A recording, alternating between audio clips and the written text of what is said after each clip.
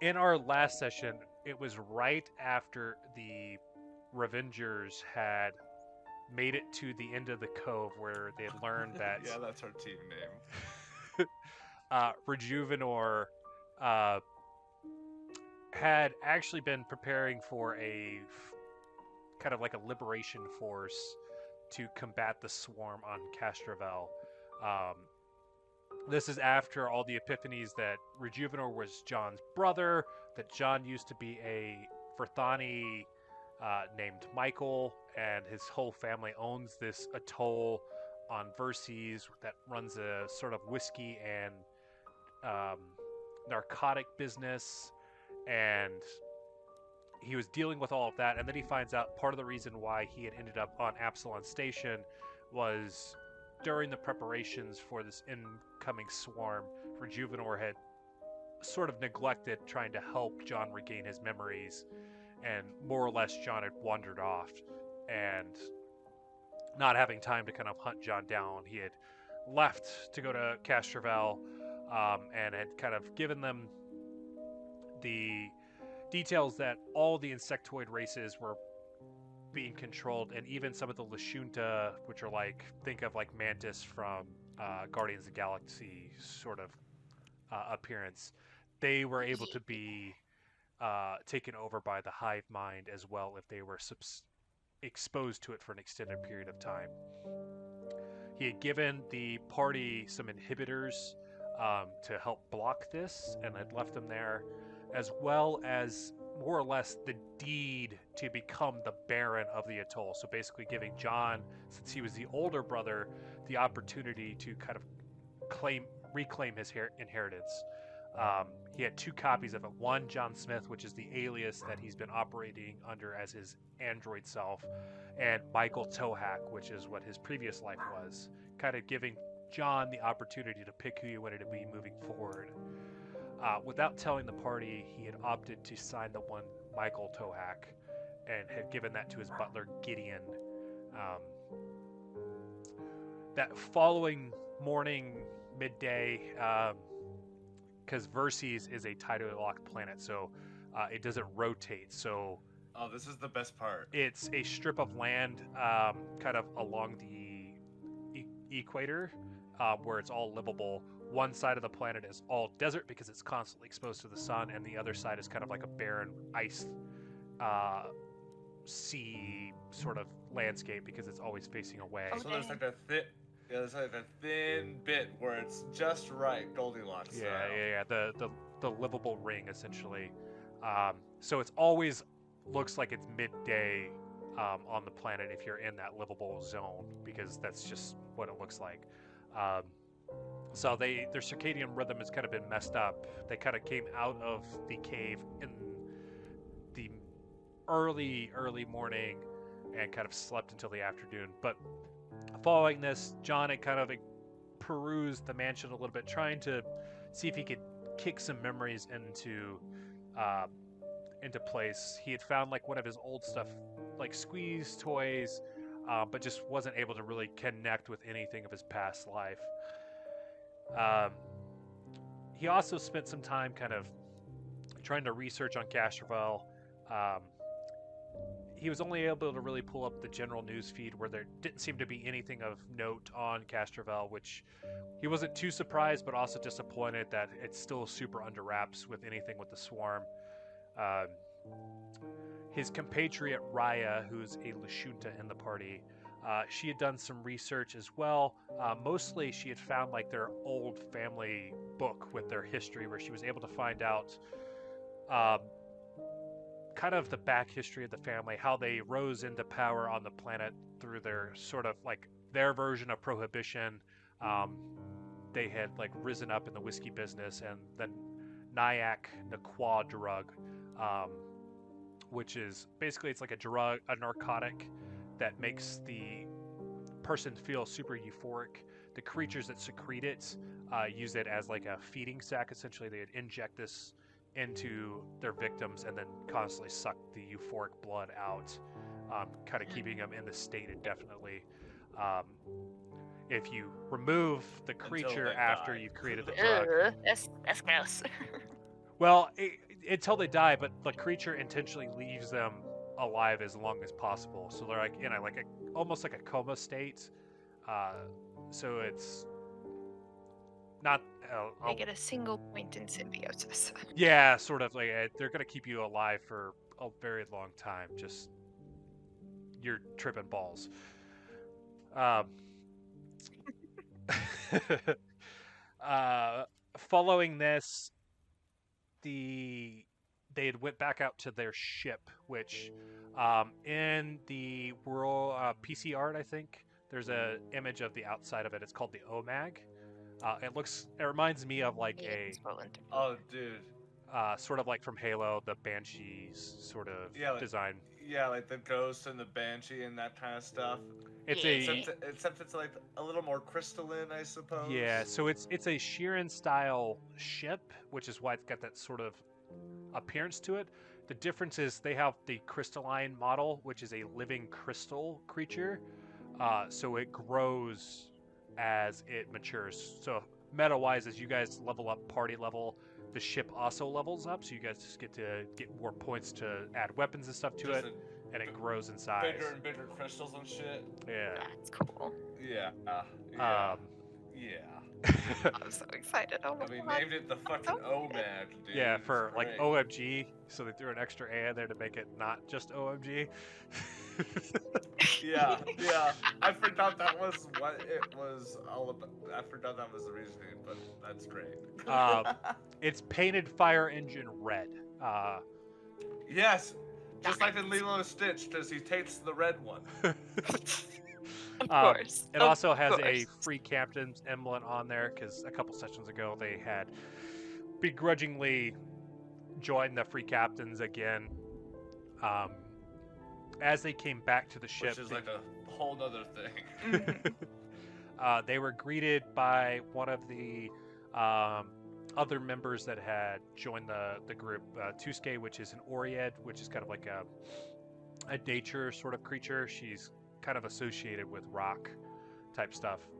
She's a nanocyte, so she has been infected with a nanovirus, but she's able to manipulate nanites to create different things. But she had been helping while they were exploring this cave. Cool. The onboard AI named Agnes had decided to commune with John a little bit more. She had been upgraded to a hardened hologram, so she's also in the PC art. She looks a lot like Cortana, but now she has a physical, very much so, hardened hologram form. And just a little bit of backstory, up until she had like a physical hologram body or whatever, like it was like kind of the joke between the robot flirting with the onboard AI system of the ship, and it like slowly turned into this little thing. Yeah, I love it. It reminds me of Mass Effect. He's actually John is actually referred to her as his girlfriend on multiple occasions when he's not on the ship, and has carved her name into his Can't arm. do it on the ship. Yeah. Oh yeah. Oh, yep. Oh my God. Oh yeah. Not gonna lie, it's cute. It's cute. It is a little bit, yeah. To an extent. Meeting back up with them, she had asked John what he thought, and he kind of stumbled over words, saying that he liked it, and then she had asked what they wanted to fill the Pact World Council in on what they had found. At the time, John didn't really want them to know much, so he kind of just told them that they needed more time on Verces, and that's what Agnes had filled in at the time. The party then went out to the nearby shopping area, Santorini, where they purchased some additional stuff. John picked up a rangefinder, and he also went over to like a auto body shop, sort of. Basically, he was looking to make all of his stuff look the same because he had a fire engine red arm, a black chassis, a bunch of rusted spots, and this place had essentially kind of like made it look all the same, and he splurged for the upgraded shine polish, which was giving him a +1 to his KAC and EAC for 2 weeks. Following that, he had went over to a nearby store to pick up some, basically like chips that allow you to instantly learn things, and he was specifically looking for ones that allowed him to learn how to play piano. And he had found one in the discount bin, which is a collection of Mozart's greatest hits.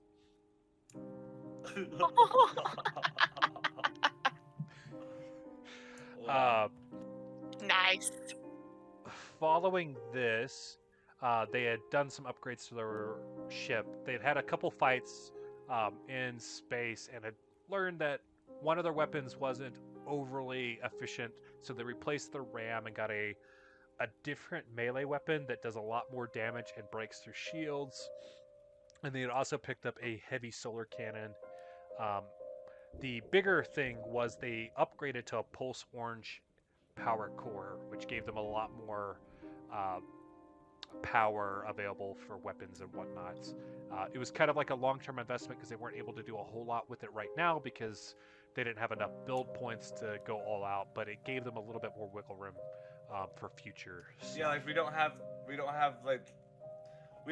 the weapons to take advantage of the new power source, but we will once we get it. Yeah. So It's yeah, set up for the success. yeah, Gotta get exactly. it there. Yeah. I like it. After this, they had kind of set out on their trip to Castrovel.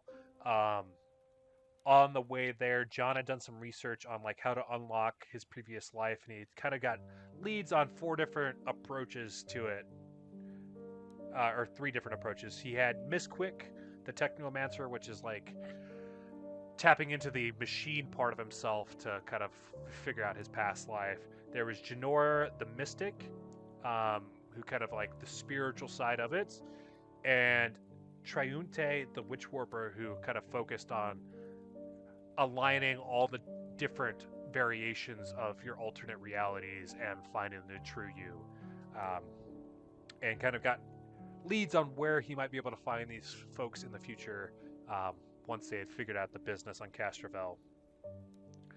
Leading into that as well, Raya had done some research on Castrovel itself to kind of get a baseline knowledge. Based off of her role, she had learned that Castrovel is like Earth standard size. And that's the Lashunta place, right? Mm-hmm. It's the insect planet where the swarm is most likely to have set up a huge infestation. Right. It has standard gravity, standard atmosphere. Its day is the normal time, but its year is 1/2, so it moves around the sun a lot faster. It's specifically a warm, verdant world with intense storms, powerful tides, and sprawling jungles and swamplands in which a tremendous variety of life roams freely. The wilderness is kept wild, and the planet's resources harvested sustainably due to a Lashunta desire to allow the same evolutionary process that created them to develop and improve other life on the planet. So essentially, all of their like industrial stuff is on their moon. So they keep kind of a biomechanical approach on the planet so that it's like one with nature. They had learned that Lashuntas, elves, Formians, which are like a ant-like insectoid, Shirans, Bolidias, which are that elves were part of that. Like, yeah, there's a section of the planet that's got elves. Bolidias, which are like roly-polies. Volorosu, which are a little bit more monstrous insects, and then Thray, which are like bee insectoids. All kind of live on the planet, and she had learned a little bit of the fauna. So there's some bug-eyed mountain eels in some of the rivers there, poison beak sunfishers, and a creature that's really highly adaptive called Kazaric. Essentially, they're like this plant creature that's whatever area of the planet it's in, its body naturally adapts to it, allowing it to survive. As they got closer to the planets, they saw 2 insectoid ships kind of blocking, sort of like a blockade, and as the view screen had pulled up as they were being hailed, there was a yellow Sheeran with whited out eyes that contacted them saying, "The free captains are a threat to the swarm. You will not be allowed to pass." The view screen stopped, and that's where we left off. But before we get there, we're going to do a slight retcon, and we're going to go back to Verces. You got a comment there? I have one quick thing to mention real quick.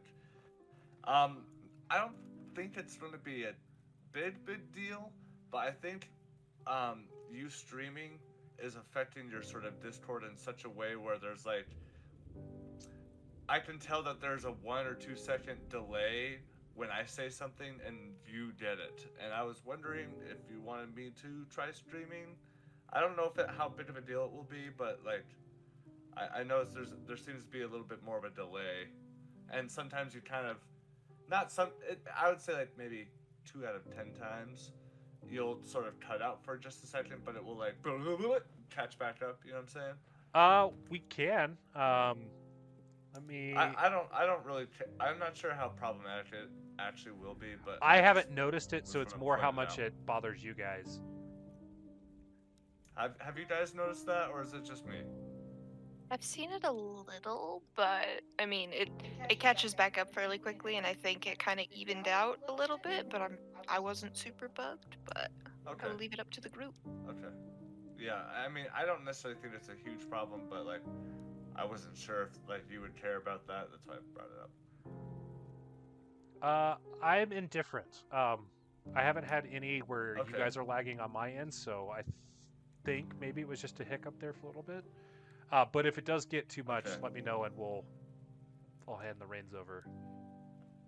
Well, forgive me for interrupting. Oh, no, you can't. Continue, please. So like I said, we're gonna do a slight retcon.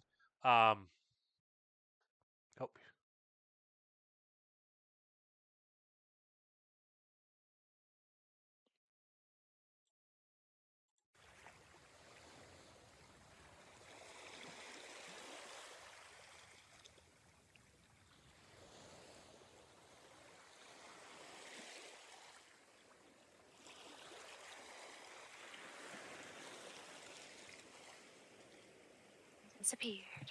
Yeah. He might have had to pee. If he said 2 of the tall boys, he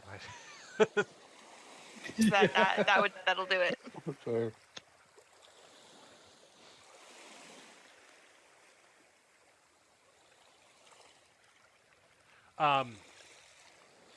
For this one, if you prefer, you can use some physical dice. There is a dice roller in there, but it's not like D&D where it's like a shared, where everybody can see the dice rolls. So I've taken the approach, and it seems to have been fine now, knock on wood, that I just trust that you guys aren't going to fudge rolls. Unless, no way, dude. Yeah. Yeah, unless you go on a string of like 20 20s in a row. But it's one of the few games where I get to use physical dice, so. You have no idea how happy that makes me. We went to FanX, and the expensive thing that I purchased was new dice sets, and I barely get to use them. That is so perfect. I'll be right back. I'm gonna go quickly grab a dice tray. I was about to say, you should also send a pic. I want to see. You grab. I shall. Oh, that was one of the cool things. So, Anastasia had picked up the Bloomborough Magic set for me, and one of the things it comes with is, for Magic, it's the life counter, but it's a D20. So this big ass fucking D20 that's got Bloomborough themed stuff. I also have a Fallout one that's Fallout themed. Wait, Don, are you getting into Magic right now? I collect some of the cards. I don't play. I was about to say, dude, I literally have hundreds of cards sitting next to me in this drawer that I haven't touched in close to 5 years. Because all my friends stopped playing and caring about it. So if you have enough cards to play, dude, we should totally do that.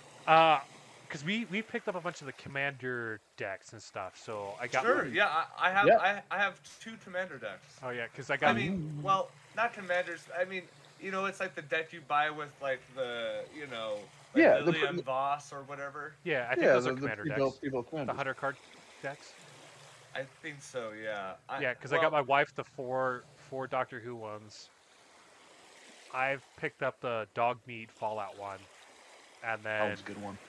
we picked up to learn how to play. We picked up the Lord of the Rings one that had 2 decks. So there's one that's like Frodo, and then there's one that's like Sauron. I Oh, is it- believe that one's 60 cards, so that one's like Yeah. more of like a standard style. Yeah. So I'm confusing because Commander's like one of those. Isn't that the format where you only have one of each card and you have like the Yes. Deck Master or whatever? Yeah. Yeah, you have Your 99 commander. cards, and then your commander is your 100th guy. He's your Okay. special guy. So yeah, I definitely. I do remember building a Commander deck or two. I didn't necessarily love it, but like. We haven't played any of it. I played on the app a little bit, where I get Dude, fucking my ass Oh beat. my god, I actually really love Magic a lot. I'm a super big noob. I mean, I've played enough to kind of have an idea of like, you know. I don't invest the time to Stuff. learn how to build my own shit. So No, it's like all the yeah, pre-made, whatever they hand me, that's what I'm playing with. Exactly. I mostly use the decks, but I did buy packs and I realized that like, this card would be good in my deck. And I've only but- really bought the packs because they had a bunch of the Universe Beyond stuff. So there's Doctor Who, there's Lord of the Rings. They released an Assassin's Creed one, the Fallout stuff. I've never Marvel's heard coming of out any next of year. that. Sorry, what? Interesting. The Marvel's the next Universes Oh, Beyond That's they're fun. doing, so we're getting those next year. And my wife picked me up Capitalism, dude. one of the Bloomborough boxes because I thought the artwork was really cool because it's like all these small animals like out in the wilderness sort of thing. Yeah, yeah. They were so cute. Dude, Yeah. okay. Well, maybe our next guys' night should include A game little bit of or magic. two. Yeah. Yeah. Cool. Awesome. Wait, so you play 2-patch? I mean. Yeah, goddamn yeah, it. yeah. Oh yeah, I got so many commander decks. Aren't you building some too? Like you have completed ones, like stacks of them. Yeah, And then you're building them too. I have the shame corner that's like a bunch of mishmash decks that aren't quite there yet, but Cool. Well, dude, Yeah. I'm kind of in the same boat as Don that like I mostly like use the structure deck as Mhm. like 80% of my base, and then maybe added or took out some cards here and there. So like that's Oh, about the level of magic I got into.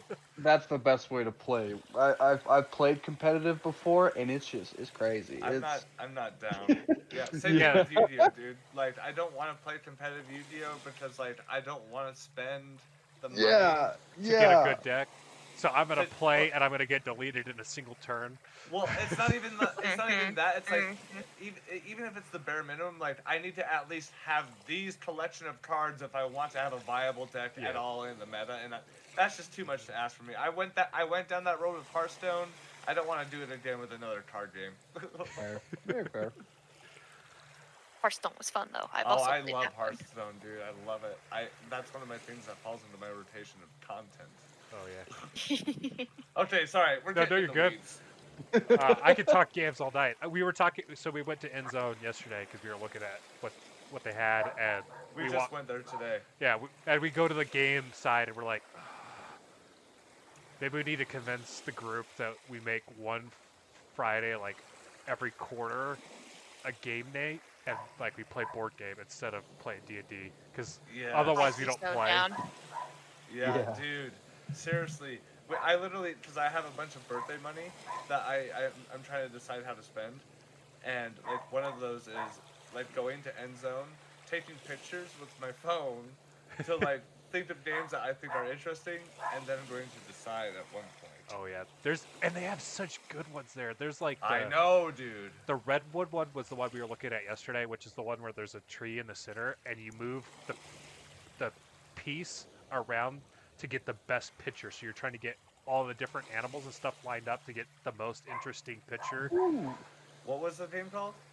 Redwood, I think. I don't remember that one. But One of the ones that we there's a were litany of interested them because there's like photosynthesis look cool. Dude, we almost bought, isn't that the one I got you? No, you got me Everdale. Or no, you did get me. Everdale? No, you got me photosynthesis, but Everdale was the one you almost got me. Yeah, that's one that we were considering, but dude, photosynthesis. Do you remember seeing Nova Arc? where you basically Yeah, like yeah. are like, yeah, dude, that one also looks great. Okay, sorry. No, no, Getting we're into good. the weeds even further. Um, Please. Sometimes the weeds are necessary. yeah. Because I've got a bunch that I've picked up to where it's like the campaign ones where you work as a group and it's like multi-stage campaigns. Yeah, that's cool. But we're going to start off with a slight retcon. So before you guys take off from Verces, as you guys are coming back from purchasing the upgrades for the ship and you're walking up, John, you'll see Gideon out by your ship with an orc and a human. Master John, these two individuals say that they're with the Pact World Council, sent specifically by Premex Kumara Melacruz. They said they were needed to talk to you specifically. Would you care to fill him in on what Miss Melacruz needed? Despite my reactions as a player, John is literally like, he's a robot. Not very, I mean, he is expressive, but like, you know, he's a robot. He'll just approach, them being introduced, so they were sent by Premex, what's her face? Uh, Kumara Melacruz. Yeah, well, oh, sorry. Yeah, come on, yeah, so she's the one that we've been working with, primarily, okay. Because recently, at least the Revengers had come to the conclusion that the swarm was a problem that what was the POS? POC? PWC Pact World Council. Yeah, PWC was kind of like doing their best to not like let it be a problem, but like definitely put it underneath the rug. So the new information that we have obtained makes me think anyways, I'll just approach with some caution as I sort of I'll kind of like, hello, my name is John. You were sent here by the PWC. That'd be right, Tin Can. The big boss sent us down to keep an eye on our investments and to bring this one here through special escort. Happy to be of assistance. The little human, long dark hair that hangs just above her shoulders. She's a little bit pale and super tiny, like almost stickish small. She's itty bitty. But she sticks out her hand to the robot to shake his hand. You're I'm talking Nia. like 4 feet? Like how small? Like super skinny. Like she probably needs an okay. extra meal or two, and then about she's about 5'4". Okay, 5'4". All right. Or what did I put in there? I wrote it down. Despite what my paint job looks like, when my elbow moves, you do hear the sound of like you know, rust. And I just extend a hand cautiously. Yes, my name is John Smith. I look over to the orc. You are delivering this human girl to us? That'd be correct. The boss was gonna send me down here to take a look around, but she would need a ride, so the boss told me to bring her with me to go investigate you guys. She's real nice. DM, I have a question. Yes. Do I get Big Brother vibes from this whole sort of, we're from the PWC, making sure things are going good? Like, do I get I don't know. Do I read anything off of this guy? Give me a percent. There's one that's sort of intuition, right? Let me pull up a character sheet so I can look at them because they're slightly different. Maybe. Sense motive. That's what it is. I knew there was one. I just couldn't find the right fucking name. Yep. Oh boy, dude. I have a -3 in this. Yeah, God you're damn not it. good at reading emotions. Yeah, I know. I'm not the best at this. I don't know what I was thinking. Hey, you're trying. That's what matters. Oh, please.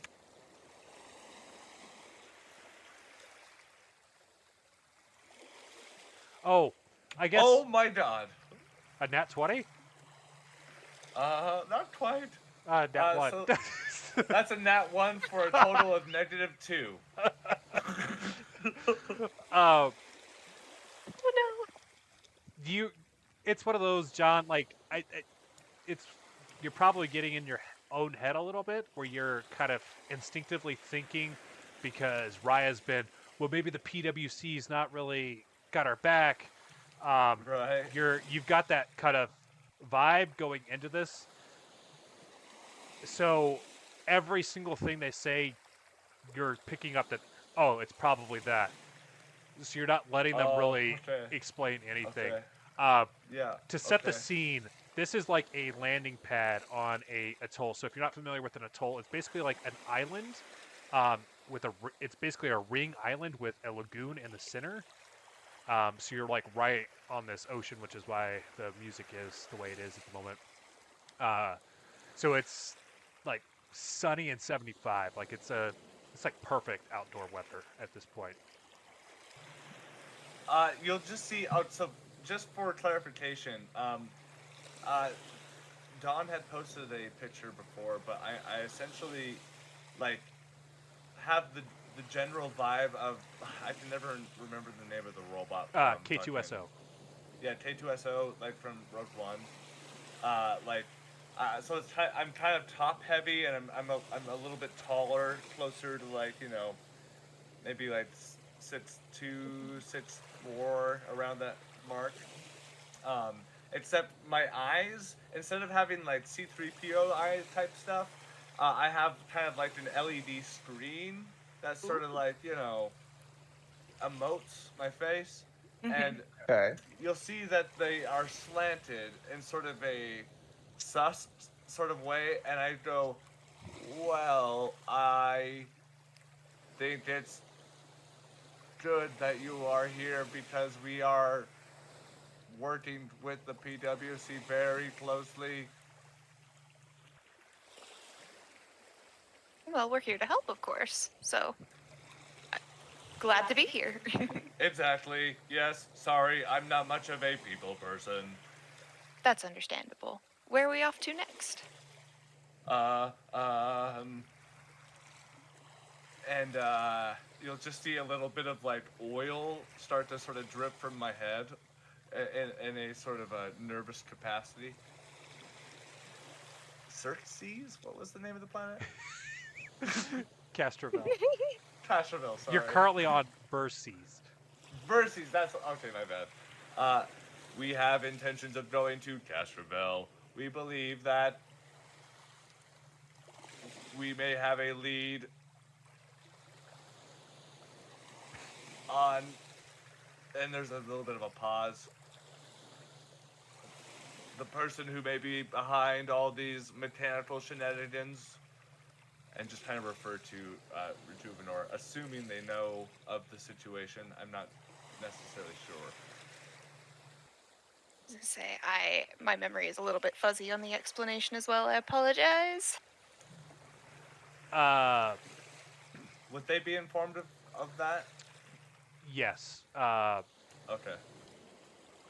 The Premax has kind of filled them in on more or less what you guys have done up until this point. They don't know all the details. They have more or less the information you provided to the PWC before their arrival. Right. And they were specifically sent to help you and have you contact the Premax to get additional details. Okay. Yes, that's right. That's the part I had forgotten. We were sent here to come assist you as well as get you in contact with the Premix, as I believe he wanted to meet with you, if I'm remembering that correctly. I see. Well, our ship is currently under construction, and we're kind of just waiting for some installments to be put in. I'm sure Agnes will love new guests on the ship. You also are going to love the bar/hollow room that we have. It is fantastic. It'll be wonderful to meet new faces. We should probably get underway, though. I believe we are expected. Well, I'll look at the watch I'm not wearing. It kind of depends on when the, upgrades are finished. But yeah, as soon as possible, we will be leaving. As you guys make your way onto the ship, in the world building? No. In the PC art, there's a Excel file that has a layup of what the ship looks like. Oh, okay. John, you should be familiar with this because it's the same one that I've drawn physically out on the board. You have a command sort of section with your normal assortment of captain chair, science officer, weapons officer, that type of stuff. There's a lounge room with a large dining table, a bunch of lounge chairs and couches with a kitchen sort of area that's in the center of the ship. On the left-hand side or the port side, you have a hollow terminal room, which is used for your planning. That's where you can pull up a hologram of Premax and have a conversation whenever you're ready. Next to that is the crew quarters. They just recently upgraded the crew quarters, so you guys now have individual rooms, so you can decorate those as you see fit. My room is a closet, like Bender from Futurama. just an outlet. It doesn't see no outlet in the hallway. No. On the right-hand side, there's the recreation room, which the party decided to have as a bar, music room. The android robot that kind of runs the bar is Jimmy Two Shoes, which is just a robotic body up that kind of works on a swivel going up and down the bar. Think of Passengers, if you've seen that movie. They also have a hollow room, which think Star Trek, where they can computer bring up a library and it'll show that, and that's what they have access to. Or the danger room. From X-Men, yeah. Yeah. And then the engine room is at the back end of the ship.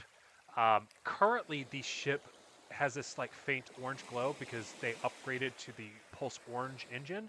So that orange color is reflecting off of all these crystals that are embedded into the walls. And you'll notice all the consoles have crystal things that they move around. So instead of it being a touchscreen, you move a crystal from one section to another to activate different stuffs on the ship. Ooh. Cool. That one's from. That is so cool. Yeah, that's from Stargate. Can you say that one more time just for my ears? So it's little crystal. So it's basically a glass top, and you can see different sections on the screen, and you move little crystal rocks to different parts of it to activate stuff. It reminds me of almost like Atlantis, how they use the crystals to activate stuff. Mm-hmm. Yeah. It's specifically a reference to Stargate. One of the alien races uses that technology. Okay. And I thought it was cool. So, as you guys make your way over to the holo terminal, you'll see Agnes in her hardened hologram glory. Hi, John. It looks like you got a nice buff. Yes, it is quite nice. I hope you like it. Yeah, it does make everything kind of pop. Is there a special polish they applied? Funny that you should ask. And I'll just start speaking algorithmically for 30 seconds of it's I don't necessarily know if you want to call it robot speech, but it's almost I don't know, an exchange of binary code essentially. And I'll sort of kind of cough. Agnes, we have new guests. These are people that will be serving with us on our mission, and they're from the PWC. Oh. And I'll sort of gesture back. Well, I think we could always use additional folks on the ship, especially if things get a little hairy. Is there anything in particular? Where should we be setting our route to? I know it's going to take some time for the installs to happen. as soon as possible, we must be going to Castrovel. It is very important that we see, as I kind of like look back over my shoulder, if it's okay. Like, trying to We like. do have to meet on the Hollow Terminal with. Gosh, the name is escaping me again. Kabara Belcris. Cabara Bella Cruz. She requested to speak with you, but assuming everything goes well with that, we can be off to Castrovel afterwards, I would think. Oh yeah, and that.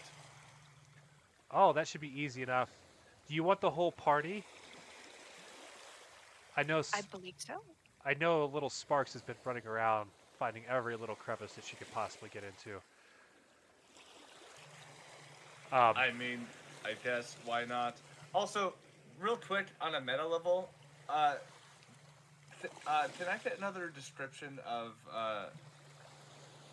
Glarb here? I don't believe I actually gave one. I was about to say, that's what I was wondering. So Glarb is a short, bulky orc. He seems shorter from your reference of in your database of what an orc would look like. Like you're a short king? Yeah, I wouldn't mention it to him. If you might get a good crumpin. Sure. Crumpin. Yeah. But he wears tattered clothes and like broken bits of metal as like a shoulder plate. It has like a really like crappy checkerboard painting on it, like it's like paint's running, like it's very rushed. Okay. Cool. And he has a big good old tattered colonial pirate hat. Okay. Like the. We talking like the tricorn, like 3-pointed sort of thing. Yeah. It hits is just a dual, and it just goes up left and right, so it's just like a big arch on its head. Oh, okay. So not a tricorn. We're talking like just Admiral Glarb. Yeah, Admiral Glarb. And then his arm, it looks like he has just like a rusty hook for a hand on one of his arms. It's not like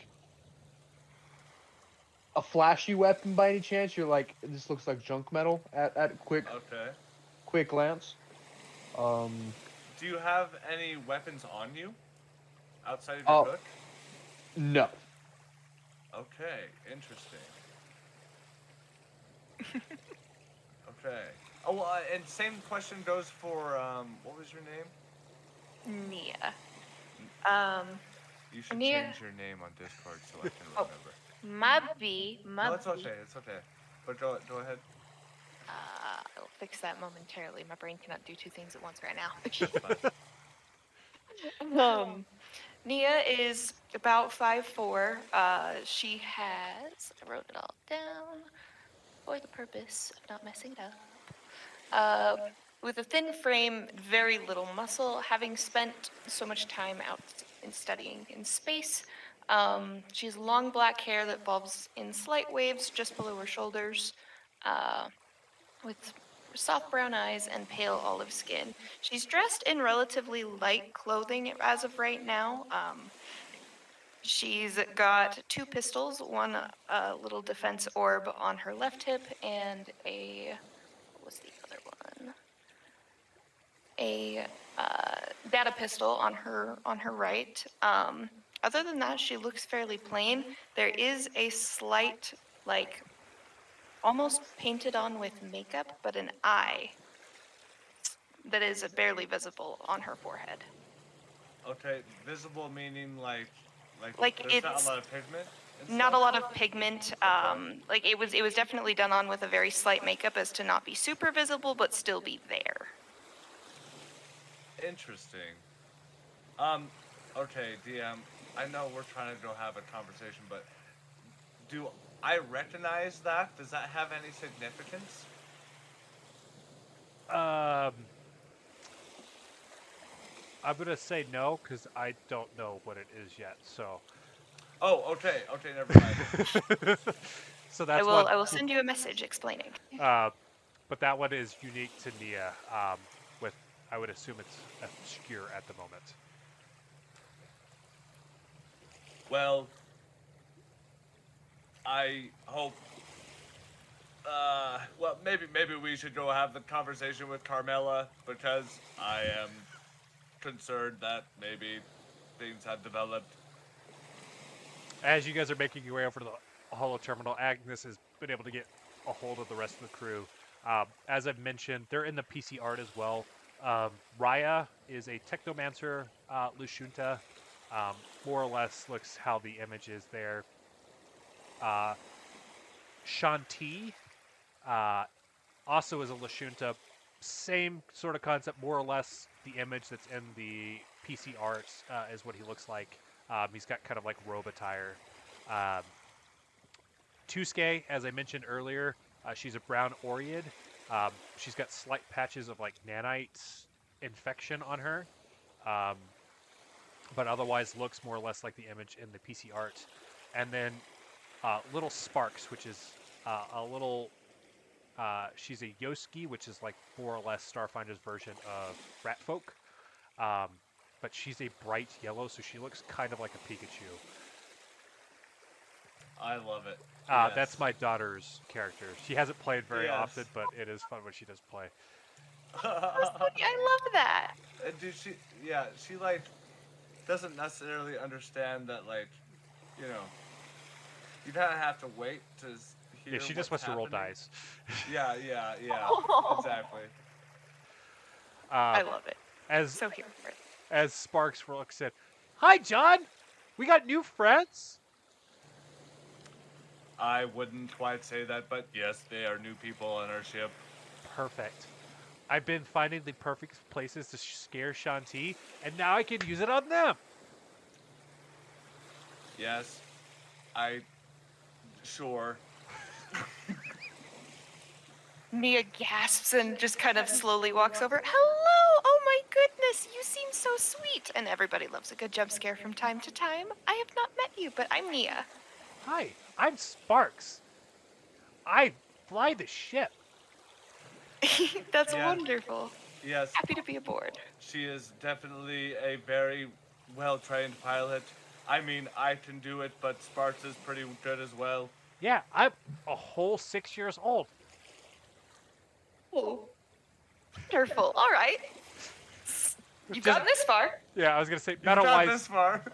Yosuke are mature at like 3, so like Oh, bet. Okay. yeah, Yeah, they're 'cause they're they're a mice. significantly shorter lifespan. Oh. So That made me she's sad. so is like She's like in teenager human 20s. years.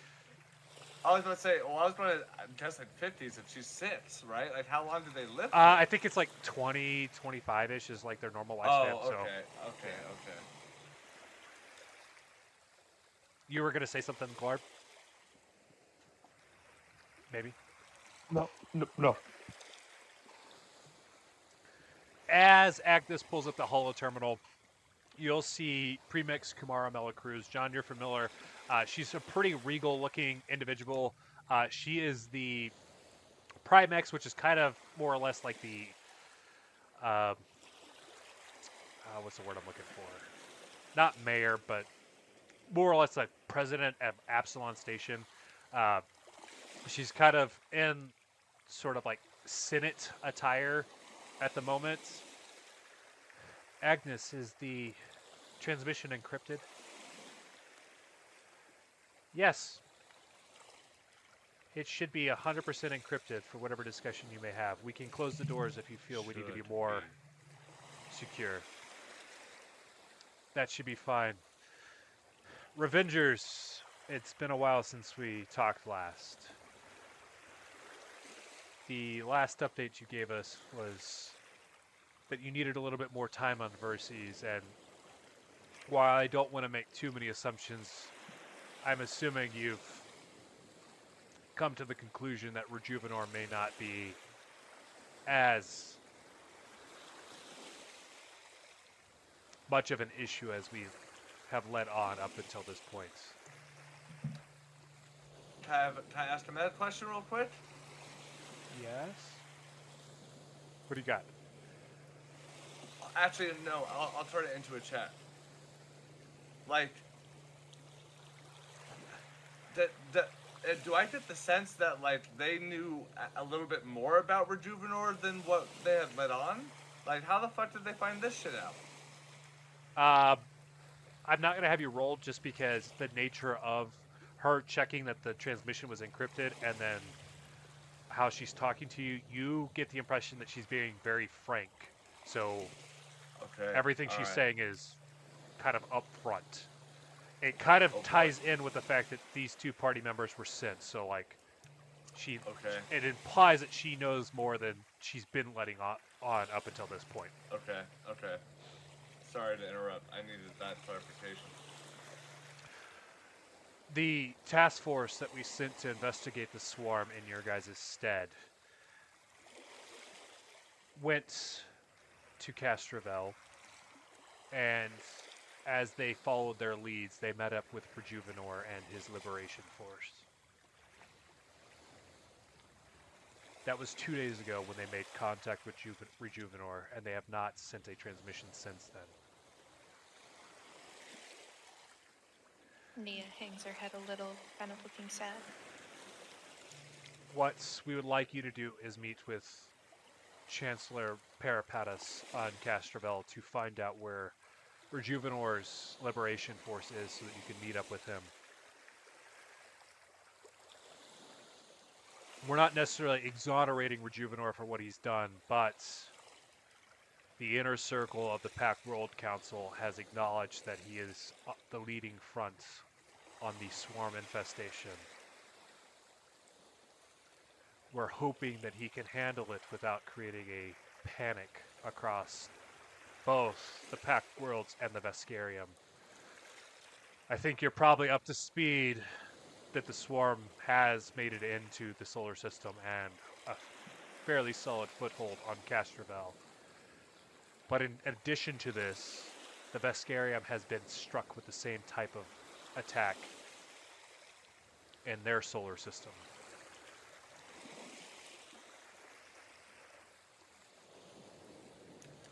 What we're... John will sort. Oh, sorry. Go ahead. John will kind of like kind of look back towards Nia and Glarb.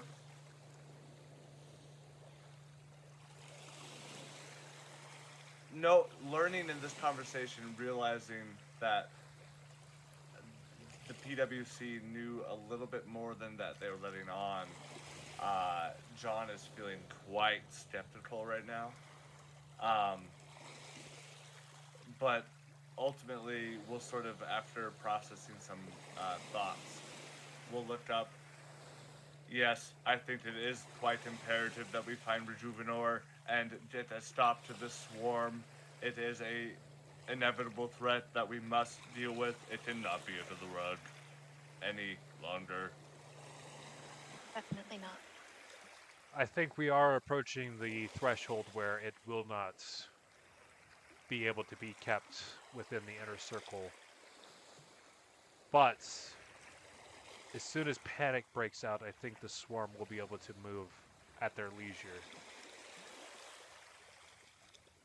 It will be easier to take them out with smaller teams. Or at least that's the view of the inner table. I don't necessarily agree your with view, Carmela? Do you agree with the inner table? as a whole, no. What has inadvertently happened because we've kept it in the dark is we sent you on a wild goose chase for Rejuvenor for 2.5 weeks, and now you're behind the curve. We've already lost one task force. We're hoping that between your connection with Rejuvenor and the way that you've managed to handle the things on Avalon and Steel Talon in the bowels of Absalon Station, that you will have significantly more success.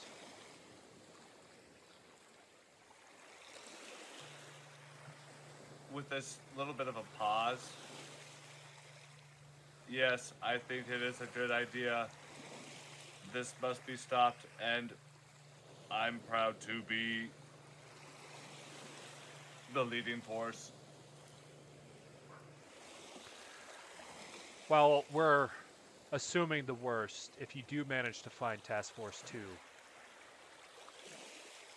please bring them home. What we're worried about is most of that task force was made up of insectoid species, which obviously might not have been the greatest based off of how things have gone. But since we weren't necessarily recognizing Rejuvenor openly, we haven't been filled in on all the things that he's learned.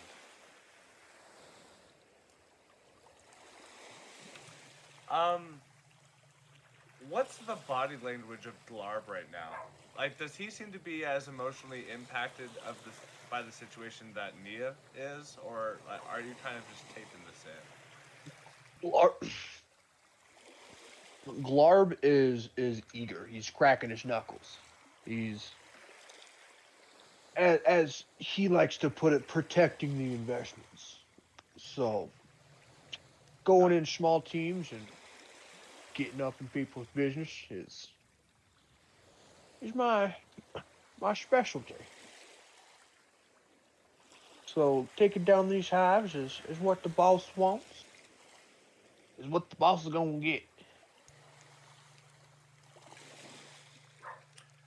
Okay, so I think it is quite possible that we may be able to recover some of the task force, and if not, be able to confirm their deaths. I appreciate how open you've been with all this new information, John. It's frustrated me that I couldn't give you more of what was going on up until this point. But while I lead Absalon Station, I am only a small voice as far as the Inner Circle is concerned. To be honest, I'm only on the Inner Circle because it resides on Absalon Station. Otherwise, I would not be a part of it. She's like the shoe-in because of her position, basically. Gotcha. I wish you luck. And for you, Shanti and Raya, please be cognizant. Reports have been saying that Lashuntas, while have a greater resistance than other insectoid races, are and have been reported to become under the swarm influence. Yikes. So dangerous. Unless you have other questions, I'll leave you guys to it. At this point, I'm just going to be stewing in a pool of skepticism, and I'll leave it up open to the rest of the party if they want to ask any questions. Was there any data of the team's last known location? Or was that already mentioned? Specifically, they had met with Rejuvenor and his base referred to as the Hill. More or less, it's a Formian anthill that they resided in. Where exactly it is on the planet, we're not privy to, which, to be fair, is probably because they want to keep it out of swarm knowledge as well. Fair enough. No further questions from me. Glarb? Let's go save the boys, shall we? Let's go save them indeed. I thank you guys for your enthusiasm. Please keep us updated. Of course. And while I don't think I need to say it, any transmissions referring to the swarm should be encrypted. As always. We can follow those instructions, of course. All right, the holo terminal will end, and I guess I should have described this. I just assumed everybody watched Star Wars, so it's like that. So it's like a real moving holo terminal, like hologram, as you guys are talking. That'll end. Uh, I would say you guys have probably about 2 days left for the upgrades on the ship if you want to spend time on the beach. I know we had kind of already made it to Castrovel, but you guys have some time here on the planet if you would like to spend any kind of checking out um, John's atoll. Uh, it's going to take you 6 days to get to Castrovel. So you'll have some RP time on the ship as well. So if you want to do any research on Castrovel in addition to what Raya already did, there is a little bit of extra information depending on how well you roll that you could potentially pick up, or just interactions with the crew. But I'll leave it to you guys on kind of how you want to progress. How long was the journey you said? You've got about 2 days here before repairs are done, and then you'll have about 6 days of travel time on the ship. Okay. I'll be right back. I just use that. The tall boys.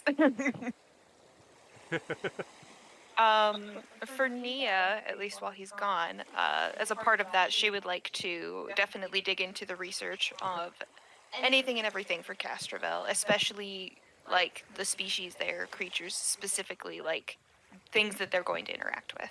Okay. Give me a...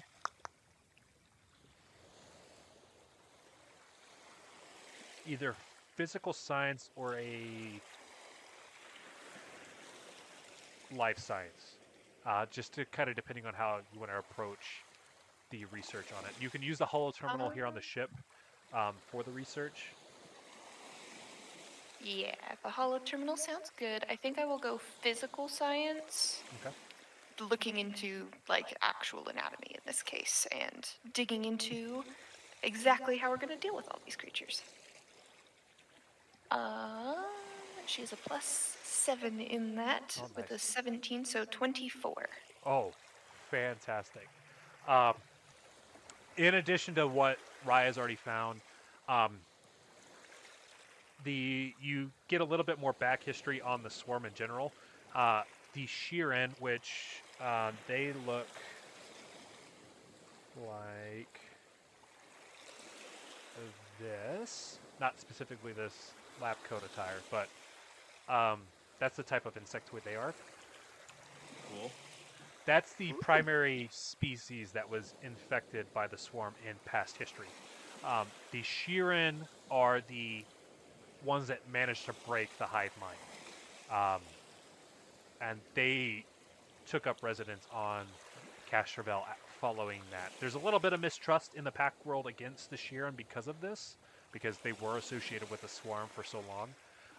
But society has started to pick up on that the Sheeran love community and also like being an individual because they were so connected to the hive mind. They've developed this individualism where they every time they get to do something new and make a decision, it's like a high for them because they were forced to do what the hive mind told them for so long that the species now Nia loves these guys. Yeah.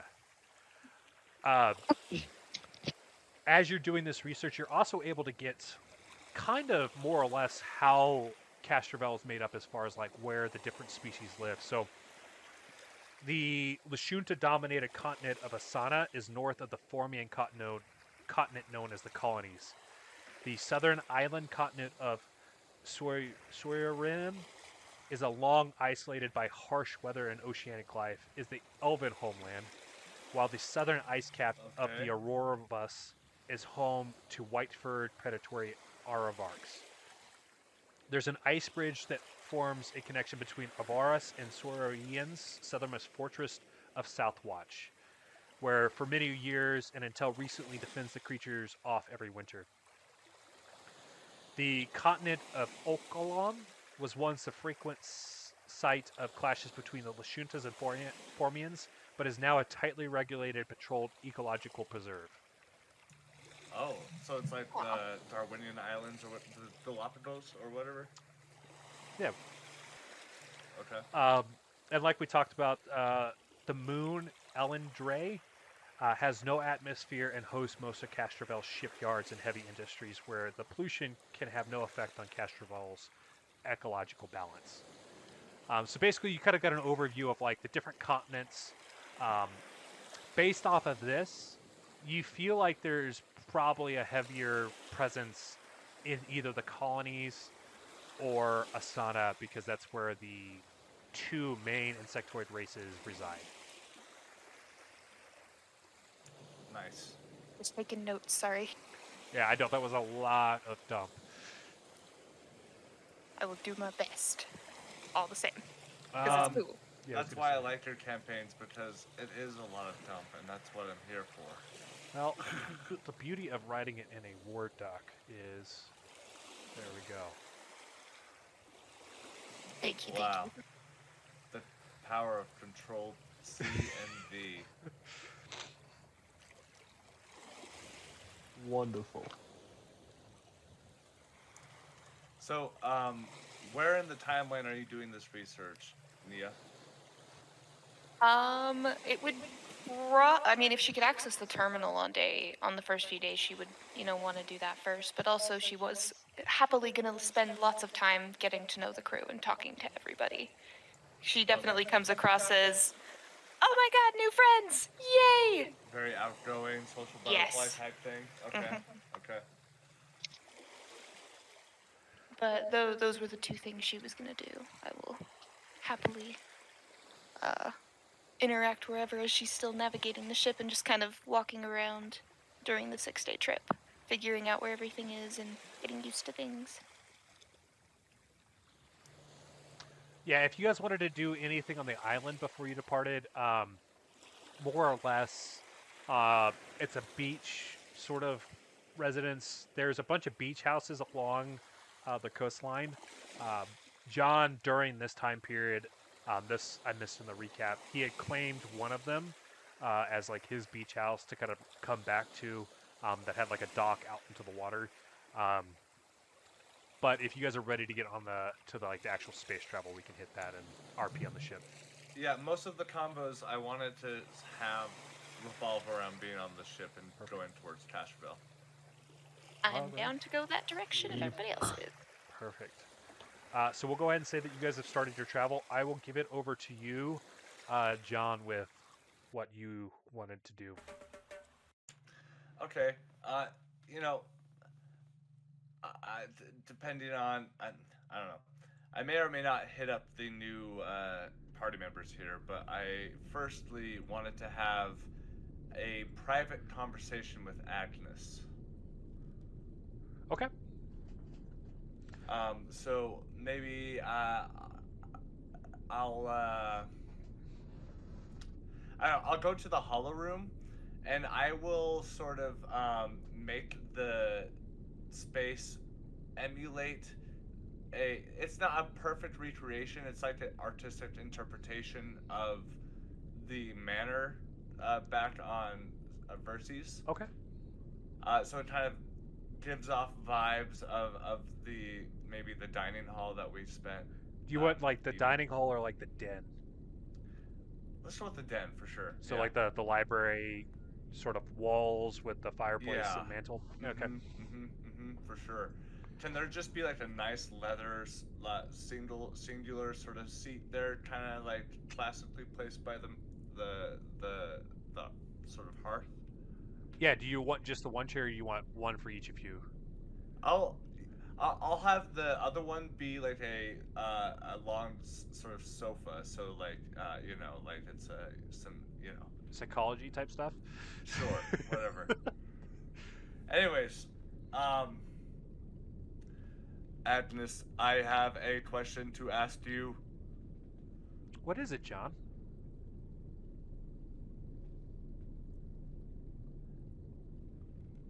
I don't want you to think that I'm suspicious of your ability to be faithful to a companion, but if the PWC ever needed to require a certain specific amount of information, do they have the ability to override your code and receive such information? I think it's plausible. There's several firewalls that they would have to break through, and it would likely debilitate the ship in order to get to that point. I think it's easier if they're physically on the ship, because then they could start attacking my core directly, but Agnes, the reason why that I ask is over the last couple of travels through space, I feel like there has been a spark between us, and I am unsure if I can confide into you secretly. well, I'm always here to support the Revengers, John. Whatever you need is my purpose. But can I count on you not turning the other cheek towards the PWC? John, I don't serve the PWC. I am part of the ship, who's part of your family. Yes, baby, and that's why I love you. I mean, that's why I have. Anyways, Yeah, that was an interesting idiom. yeah, I think traveling with these life forms is rubbing off on me or something, I don't know. Anyways.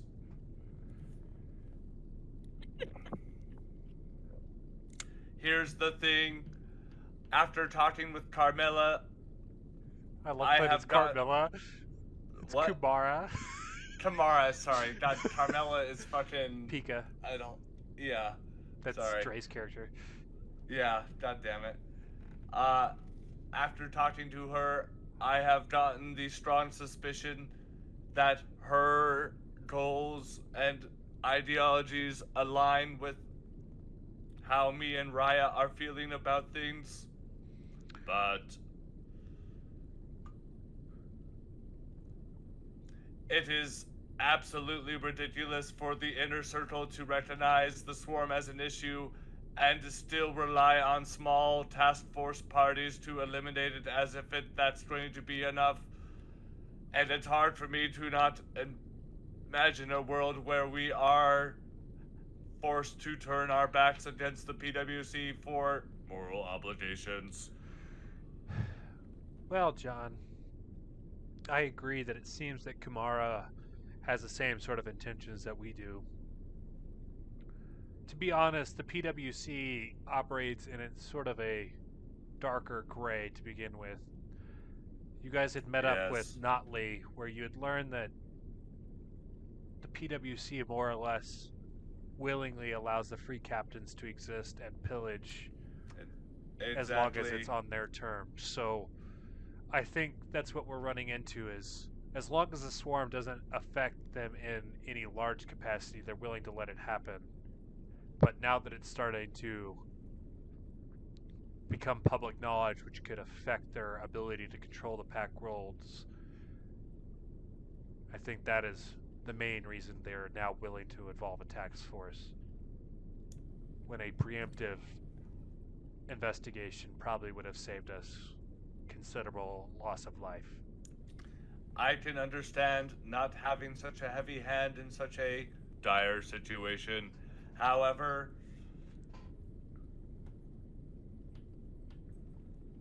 I feel like it is not enough, and I do not want to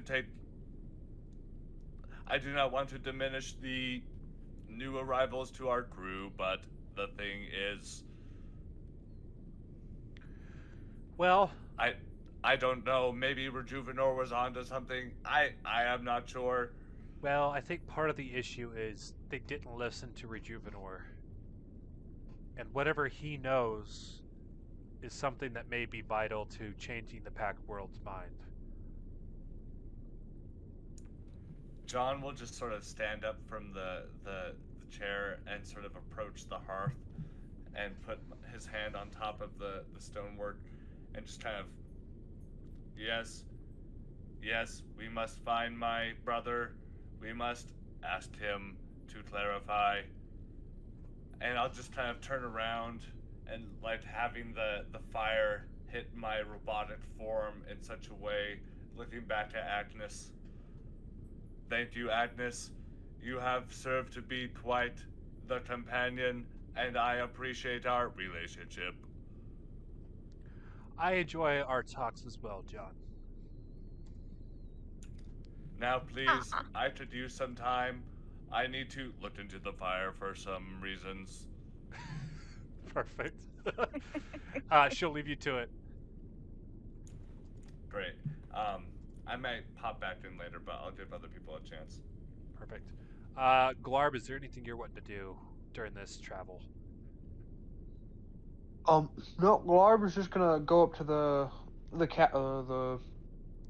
captain's quarters. No, the bridge. Thank you. Bridge. Yes, the bridge. And he's gonna familiarize himself with the piloting of the ship and the controls, just to see how his model changes to something he may have worked with prior. As you walk up to the bridge, you'll see little Sparks sitting in the chair, but she's kind of like playing with some little MIDI figs on like the console. Because once the route is plotted, the ship pretty much drives itself. So she only really needs to actively be piloting if something's going on. So after she plotted the original course, she's just making sure nothing happens. So she'll kind of like be up there, and there'll be shifts on the shift or on the ship where like different people will kind of come up and check on things. Agnes can do most of it in her hologram form, but it's kind of because it's just recently that she took the hologram form. There's still like this sense of like not wanting to make her do it, sort of thing. So Sparks will still take shifts. Oh, I love that. Thank you, DM. Well, ain't that crazy? You don't have to joysticks, buttons, nothing like that. Just put in the coordinates in this model and bada boom, you're on your way. Yeah, it's really nice. Although I do like when we get to do the other stuff, because I'll do like barrel rolls and like all these different moves where you like slide the ship sideways, where you can use like certain weapons at a time. That's really fun. That's what I was expecting. That's just good old ship fighting. Can't go wrong with it. So good to see we have a skilled helmsman leading the way here. Well, thank you. I don't want to wish for combat because that's not good, but I would love to You don't show wanna you wish how for good I am. combat. That's what you don't want to crump. You don't want to fight. That's, Well, I don't want to damage the ship, and you can damage the ship if you get in a fight. it's just metal. It's just metal and bits and bobs. It's don't worry about the equipment. The equipment's gonna always gonna be there. You just gotta crump. You always gotta fight. Oh, I don't know if that's my style, but I feel like that might resonate with someone. I don't know about on our ship. Shanti tends to blow shit up, or his own ship up, instead of fighting. And Raya drops her weapons a lot. I think John's the only competent fighter. I'm not bad. Although Shanti did get some new spells, so he like used a tree to crush the life out of this thing, and like dragged it to its death in the water. And then he realized it was John's friend, and then he tried to undo it, and then it kept squeezing. He almost killed the squid. It was weird.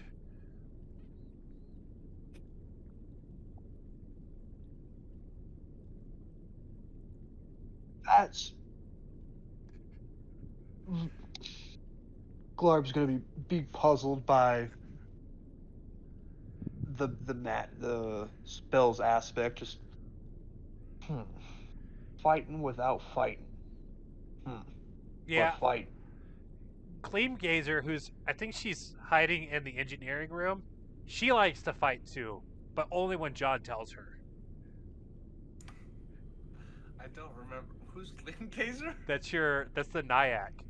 Oh yeah, that's right. That's right. Which the Nyack looks like a kind of like a pterodactyl, but instead of like a pterodactyl head, it's like this maw of cilia. That's right. I was And gonna it's say, I like believe it's in the PC art. Yeah, it's Yeah, pale it's like a white mushroom, with like red mushroom vein. like fucking pterodactyl. Yeah.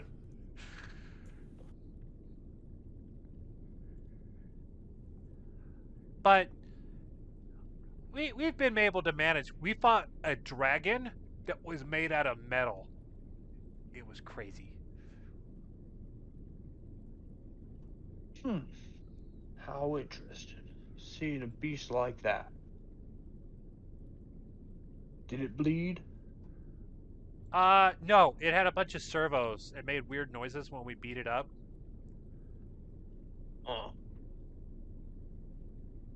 Its roar was kind of scary. It hurt.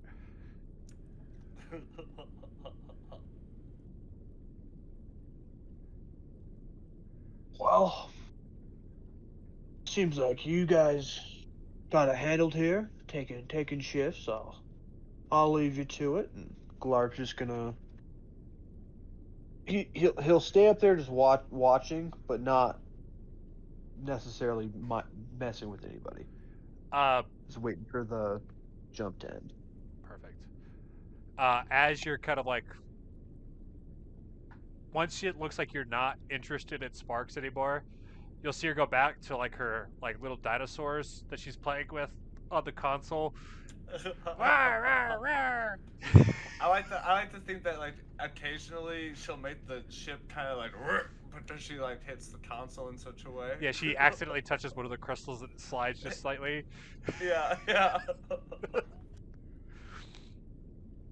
Okay. Glark's just chuckling. All right, Nia, is there anything in addition that you'd like to do currently? I do have a thing after her, if it's okay. Well, Nia would go to one of two places.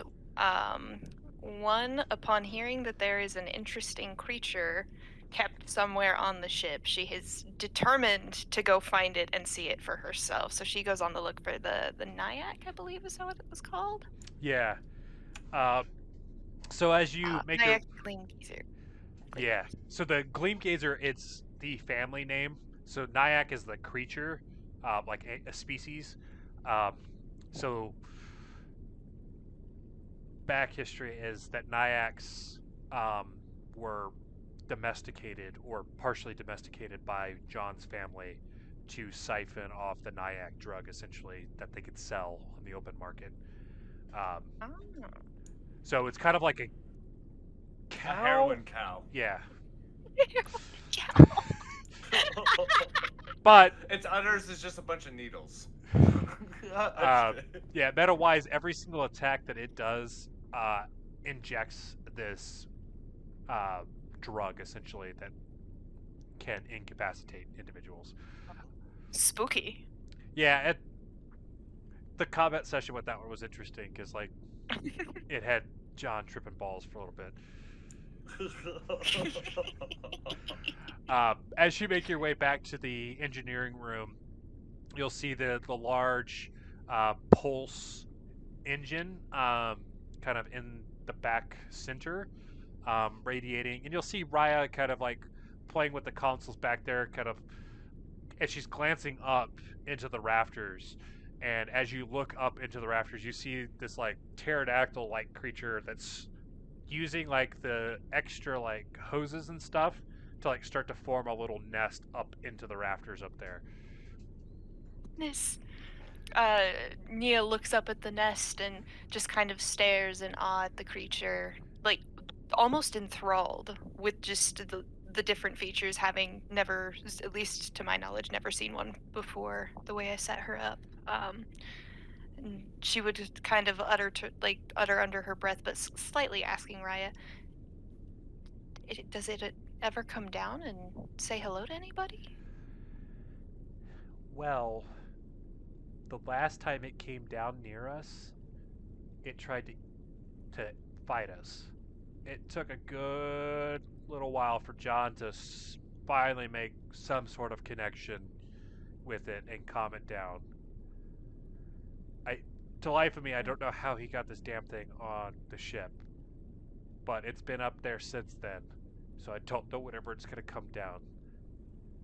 The only one it kind of listens to is John. To be honest, I'm kind of scared if it does come down, because I don't know what it's gonna do then. Maybe I'll just have to go ask him then. Thank you. And she skips off to go find John. Yeah, you'll see that I'm currently in the middle of an update, and I'm plugged in via USB-C cord into the ship. Oh. She kind of pauses and looks at the cord and I don't want to be rude. Is there any how far along is the progress bar? You see my eyes are about 50%, but as you approach, oh, hello, Nia. Sorry, I'm just in the middle of an update that I've been pushing off for the last couple of weeks. Oh, I see. Well, I was wondering if you could call down your little Nyack for me. I want to see him. Okay, sure, why not? I just wouldn't let him touch you in a certain way. You kind of, yeah, whatever. And I'll just sort of project the sound of a whistle from my mouth, and sort of I just tried to get the Nyack down.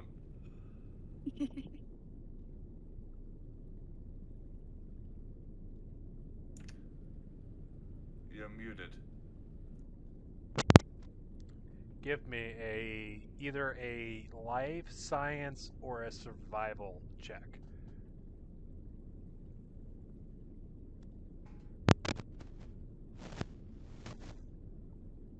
I'll take life science for the +7. 10. Are you guys in the engineering room, or are you still out? Oh, that's a good point. For the sake of easiness in this situation, I'll just be in the main thoroughfare, so maybe not too far away from where.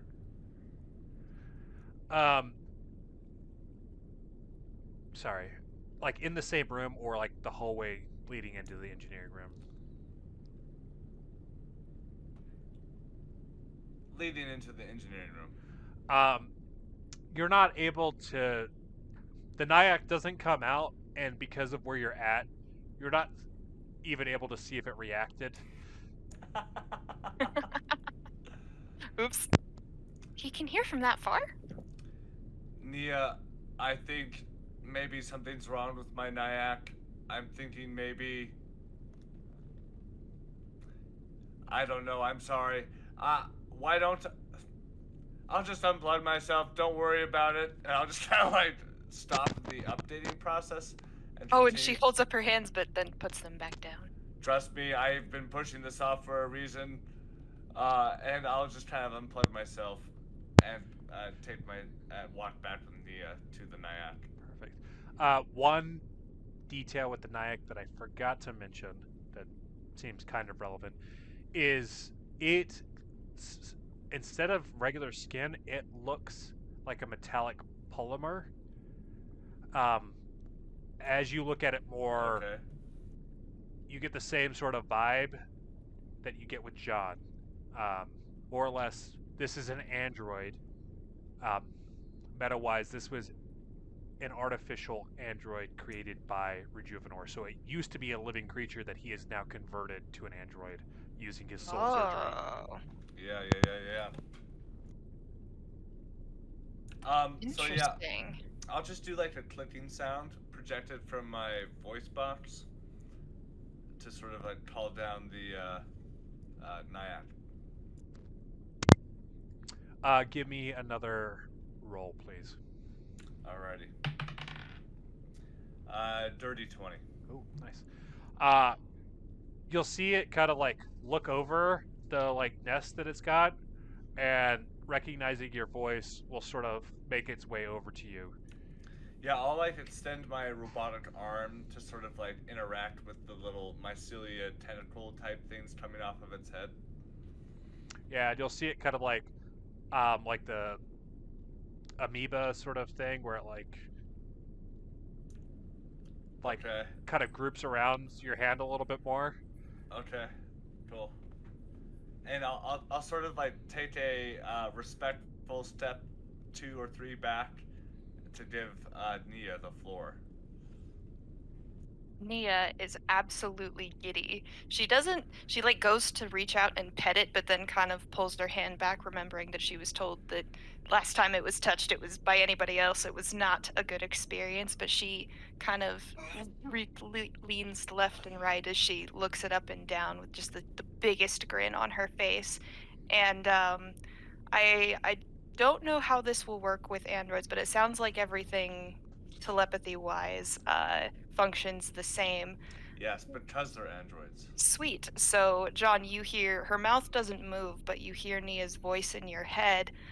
Oh my goodness, it's so adorable, and she's just absolutely geeking out. Uh, oh, it's looks just like one, but it's like she can't even put it into words, but it's all mental. Yeah, I'll say seeing her, or like at least hearing her sort of reaction to the creature, I don't know. It's kind of like the first outwardly positive stance taken on like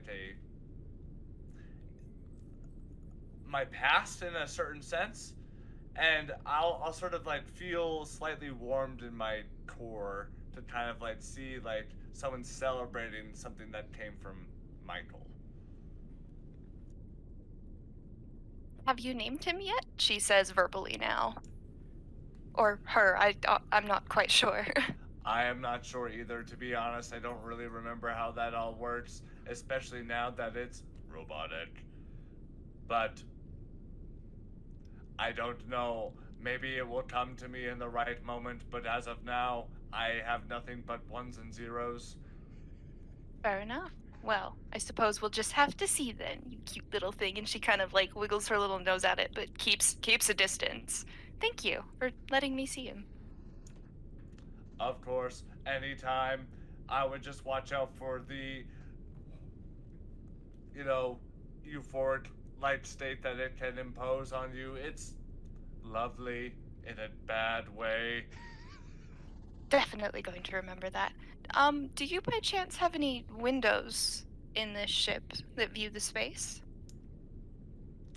DM, is there like a window bay type area? The main spot would be the sort The of front command and the center. deck. Yeah. Yeah, on the. If you guys want, we could say there's one in the recreation room with like the bar. Like you can choose to either have it showing the space, or you could have it show other like settings in the windows if you choose. Yes, you can sort of change the settings of the windows, but they really don't compare to the holo deck. If you're really looking for an experience, I would go there. It's pretty nice. I think that's where I'll be headed next then. You're welcome to join me if you'd like, but it sounds like you had something you were doing. So. Oh god, yeah, I should get back to my upload. Probably a good idea. I'll just start from 0 again and plug myself back in with the USB-C cord. Well, I'll leave you to it. And she hurries off to the holodeck where she would find a seat, probably get a drink, and sit as physically close as possible to the window. She would sit on the windowsill if possible. She could fit there. Yeah. Or as close to the It's not quite the a edge window. of the deck. It's more like a window that you create your like. Oh no, they're physical windows, but they're like right up against the wall.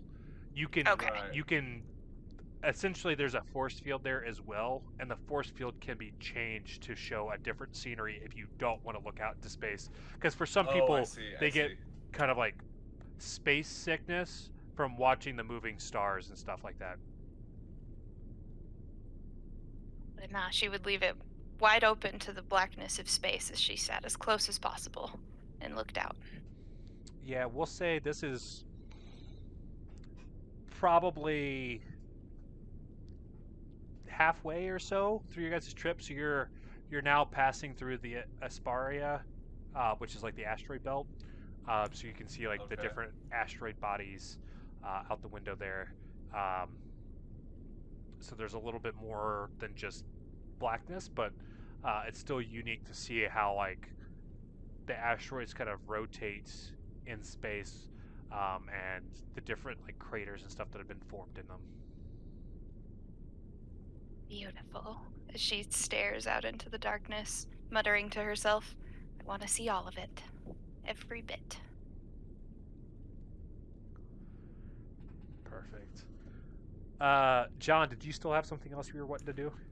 So personally, I just wanted to have a moment with either Glarb or Nia, and that ended up happening organically, so I'm good. Okay. Does anybody else have any other RP they were wanting to do on the ship? I think I am good here for this travel bit. I'm good. Okay. As you guys close in on Castrovel, we'll say that about the time you guys were getting close, there was like on the intercom kind of letting you guys know so that you could come up to the command center. As you're looking out the front view screen there, the planet looks a lot like Earth from atmosphere, except there's a lot more green. Okay. So it Okay. looks very Like, there's- lush. There's more CO2 in the air. Yeah, a little bit more. Like it's still got like your blue oceans and stuff like that, but like where the land masses are, there's one that's a little bit more brownish. You'd be familiar to kind of recognize this is kind of like the colonies area because it's like a little bit more deserty for the Formian ant hill style structures that they form.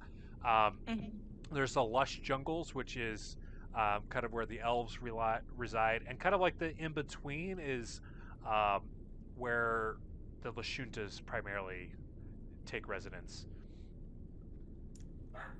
Okay. Okay. Right. From Neo would pipe up as they're coming down. I think the colonies might be a good place to start, but I will follow your lead, John, as it seems like you lead this crew. Oh, ha ha ha ha ha. That's funny. If T was here, he might have a different opinion. Oh, yes. However, I am not one to disrespect the amount of time of research that Raya has put in, and I've noticed that across this time you have also studied a bit. So, if you think the colonies is the best spot, that's the best hunch I have, honestly. You'll hear Raya chip in as well. Well, I think that makes sense because the sort of capital of the planet is just on the border with the colonies. It's kind of where all of them come together, and they did mention that we should meet with Chancellor Peripatus, who comes out of the capital. So it might be good to start there, and then he can send us in a more directive direction to the actual liberation force. Well, All right. that's perfect then. I am just finished with my update, and I'm ready to go. As you guys are getting closer, the two Sheeran ships from our recap that happened at the end of last session approach in as you get the holo terminal pop up with a hail, and you see two yellow Sheeran with whited out eyes. The Pact worlds will not be stopped from the swarm invasion by the free captains. You will not pass as the holo terminal ends, and we will start ship Fuck. combats after we'll give it, how much time do you need, Colton? Maybe like 10 minutes, Okay. if that. I just need to take my dots out. Yeah, let's call it, 9:20, 9:25-ish. Okay. as we make our way into Starship combat, Wyatt's back, right? Yeah, I'm here. Cool. This works sort of different. Like, you guys will still make rolls and everything. There's kind of a cheat sheet for how each roll works. That's in the general chat. You guys are kind of working as a team, so like it's broken into phases. So the first phase is the engineering phase, where you kind of like prep the ship for the round that you're about to do. Then you have the piloting phase, where we actually move the ship and everything. And then it ends with a gunnery phase, where you get to use the weapons. How ship combat works as far as weapons are concerned, there's weapons on different sectors of the ship. So depending on how the ship's facing determines whether or not it's in a arc. So you have a forward arc, a starboard arc, an aft, and then a port. Like fire forward, front, back, or left, basically. And you have to have a weapon in that arc to attack with it. You guys have weapons in each arc, so like it doesn't matter. There's certain weapons that do a fuck ton more damage in certain arcs than others. I think your forward arc is now your heavy hitter, so you have a melee weapon on the forward, and then you have the solar cannon, which does a fuck ton of damage. And what's neat about that one is if you hit and then you hit again, it does bonus damage, so you get an extra damage die each consecutive hit, capped at 2. So like you can get 2 bonus die if you hit 3 consecutive times, which is really neat. As far as rolls, there's the captain, which is currently being filled by Shanti. If you guys are really interested in that one, the captain gets to act at any phase he wants. Essentially, he's going to give you boosts to rolls. So it'd be like encouraging you to do better, or demanding you to do better, or that type of thing, to kind of like intimidate or persuade you to do better at whatever job you're doing. It's currently filled by Shanti because he's kind of taken on the role of captain, and he has a little bit more in his diplomacy stat. But if you're really interested, we can have you guys fill that here. This go. John has been filling the role of a gunner. You can have as many gunners as you have weapons, essentially, because that's how many times you can fire. So I kind of defaulted to throw you into that, Glarb. But if you feel like you want to be in another one, just let me know. The pilot is currently being filled by Sparks. That's who's going to roll to determine who goes first. So in Starship combat, going last is actually better. So if you roll higher on your piloting check, you move after the other person so that you can position your starship and your weapons better.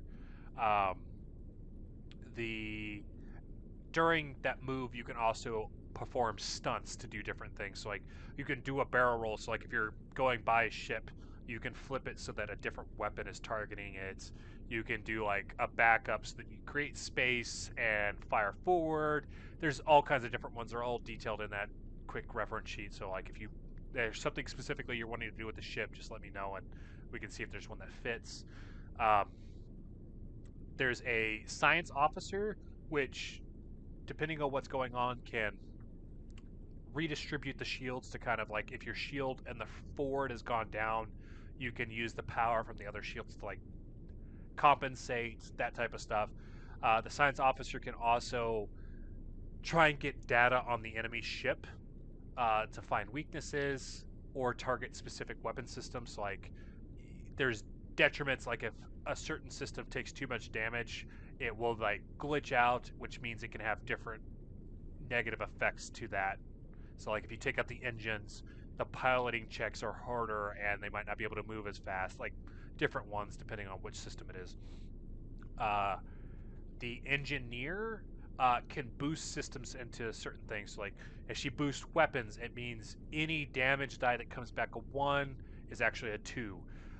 Like things like that to kind of like boost. And then the magic officer, we haven't had one on ship yet. This is what I defaulted you into, Nia. But if one of the other ones... I was gonna say, I was looking at it, that's what I was thinking too. Yeah, because you can like imbue magic into the weapons to help boost them as well. or other systems, depending on what you want to do. Certain ones require certain ranks, so like just look at each one, and we kind of walk through it together so that we're kind of working on it. Any other questions that you can think of at the moment?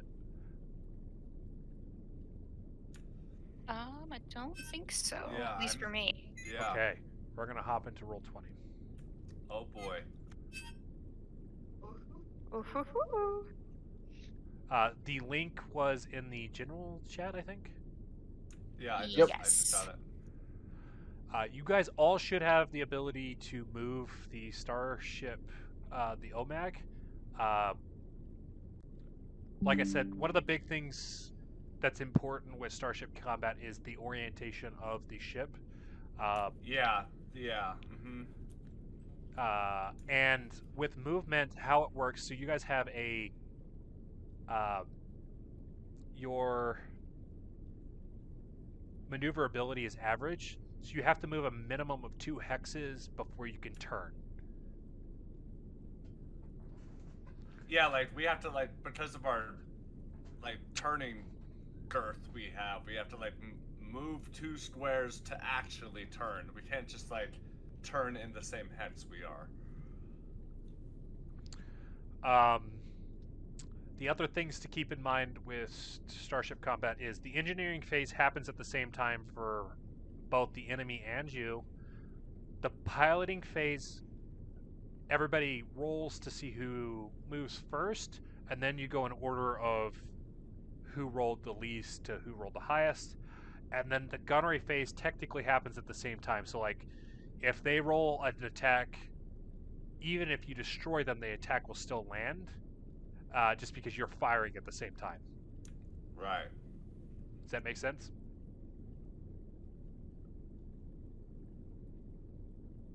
I think so. Yeah, it might take a starship Yeah, combat. yeah. I was gonna say it's. Yeah. Well, It sounds like a lot, but it's not too bad once you actually understand how it flows. But to start us off, we'll be entering into our engineering phase. Is there something specific you would like Riot to boost? So she could divert power to a specific system to give it a boost.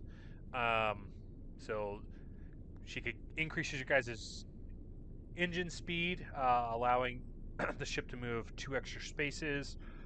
She could send it over to the science officer to give them a +2 on their checks, or the weapons to make sure all the ones are at least a 2 on damage. Or she could send it to the shields to restore an amount to specific part of it. Hold it together doesn't really fit right now, and the other ones require her to have a higher one. So personally, I think on a meta level, increasing our movement speed might be nice, and the +2 to the checks to be nice. So I agree to both of those. sorry, which one? Sorry. Nia, do you think we should invest in movement speed or buff our checks? Are we already within shooting range, just for my verification? With your guys' we're 6 away. 1, 2, 3, so your 4, 5, forward, 6. they're both in your forward arc, just barely, which would be either your light explosion injector, which is a melee, which that one obviously isn't in range, or your heavy solar cannon, which is 10 hexes, which they should be in range. But keep in mind with Starfinder, technically you can go in intervals. You just get a negative applied to that gunnery check if it's past 10 hexes, but they're within 10 hexes. Easy. Oh, okay. Then, I mean, if we already know they're coming, I think it would be fair to boost the shots and fire before they can get here. Perfect. Agreed. So she's going to divert to the gunnery with a DC 17 check. And she's got a +12 in engineering. So she, as long as she doesn't roll lower than a 5. And that will be successful just barely. She rolled a 6, which got her a 18. So you're gonna have your damage rolls are gonna be anything that comes up a 1, you'll be able to change to a 2. Nice. The 2 of those are also going to do attempt to boost.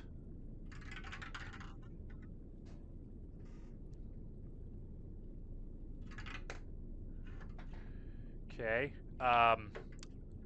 Think Magic Officer goes during this phase as well. Yes, I have the option to. Sorry, let me find it.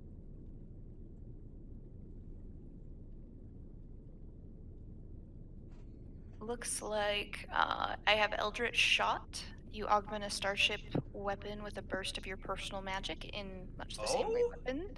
Fusion augments personal scale weapons. Looking down, it says attempt a mysticism check DC 10 plus 1 minus half. One half. It's plus 1.5 times your starship tier, so it's a Oh. 5. So it's going to be a Okay. DC 17 on it. Oh, okay. Wait, Cool. what class are you? I am a witch warper. Oh, that's new. Yeah. Wait, I don't even know if I remember the witch. Okay, sorry. Continue. No, you're good. Pull back up the sheet. Mysticism. We have a good bonus in that. Didn't need it this time around. I rolled an 18, but she has a big plus 13 in that, so that puts her at 31. Perfect. So if they happen to move further out of range, you now have 15 hexes on your forward weapon, or if they move into a different sector, those weapons are going to have a longer range as well. Wow, cool. Yeah. Oh, fuck yeah. You like just augment the ship with your magic? Yeah, pretty much. She boosted your guys' weapons, so all your weapons now have a Witch Warper effect. I'll let you describe what it looks like. For this particular effect, she pulled from, I'm gonna say, a plane of energy and light, so it gives everything an additional blue, kind of white light hue to the shot. Cool. Cool. Okay. Fantastic. Okay, now we're going to roll our piloting checks to see who's going to actually have to move first. So for Sparks, she's got a +8 in that one. And she rolled a nat 20. Oh boy. God damn it. Well, that's your guys' ship, so you guys will get to go. That was Sparks. I thought we needed lower to go. No, that's to go first. You want to go Oh. second, because then you determine whether or not you Right, want to move right, or how you want to right. move. So they're going to have to move first. So this one is going to move forward 1.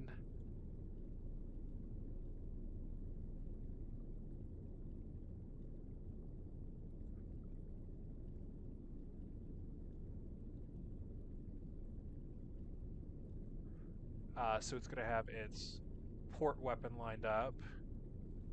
This one is going to move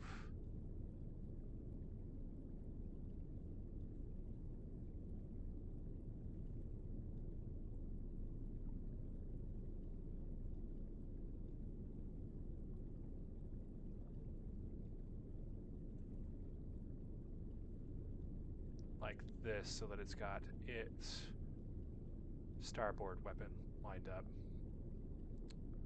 Would you guys like to move? Or perform another stunt? You have... Because now One of them is in your port side, and one of them is in your starboard side as far as weapon systems go. I can't remember which side is our gunk shot Uh, or whatever the hell it's called. you have the flak thrower on your starboard, Flak thrower, that's what it was.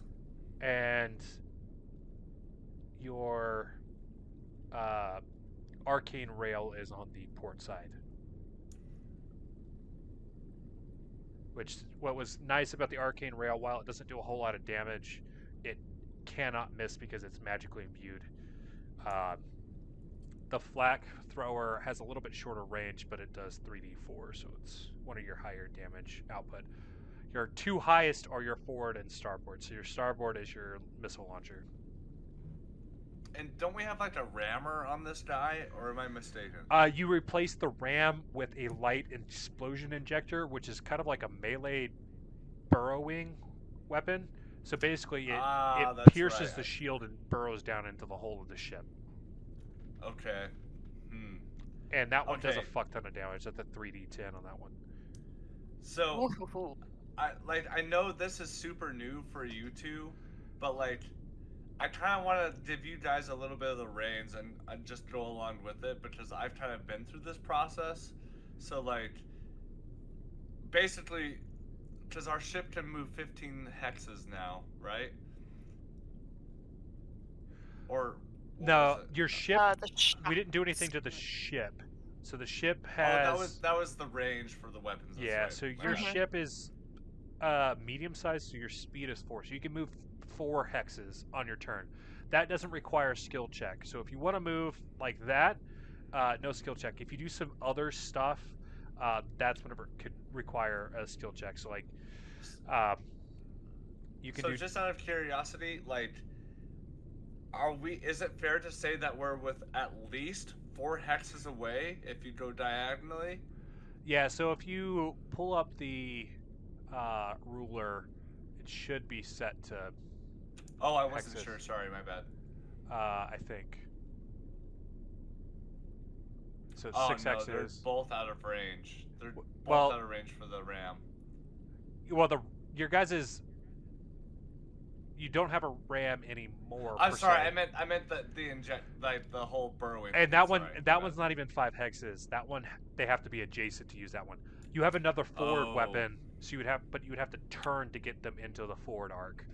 Your starboard weapon is in range because it's exactly 5 hexes, and your port weapon is also in range because it's an arcane rail, which has That doesn't miss. it doesn't miss, and 2, it's like it was 5 hexes on that one. So like it's, and when we talk about range, like I said, it's a -2 if you go past the initial increment. So like it's not undoable if they're just outside of that first increment range. Follow-up Okay. question. Mhm. Can we shoot while we are in melee? Like if we were to say go up to the one on the left and hit him with the ram, could we also shoot out at the one on the right? So that is a particular stunt, if I'm not mistaken.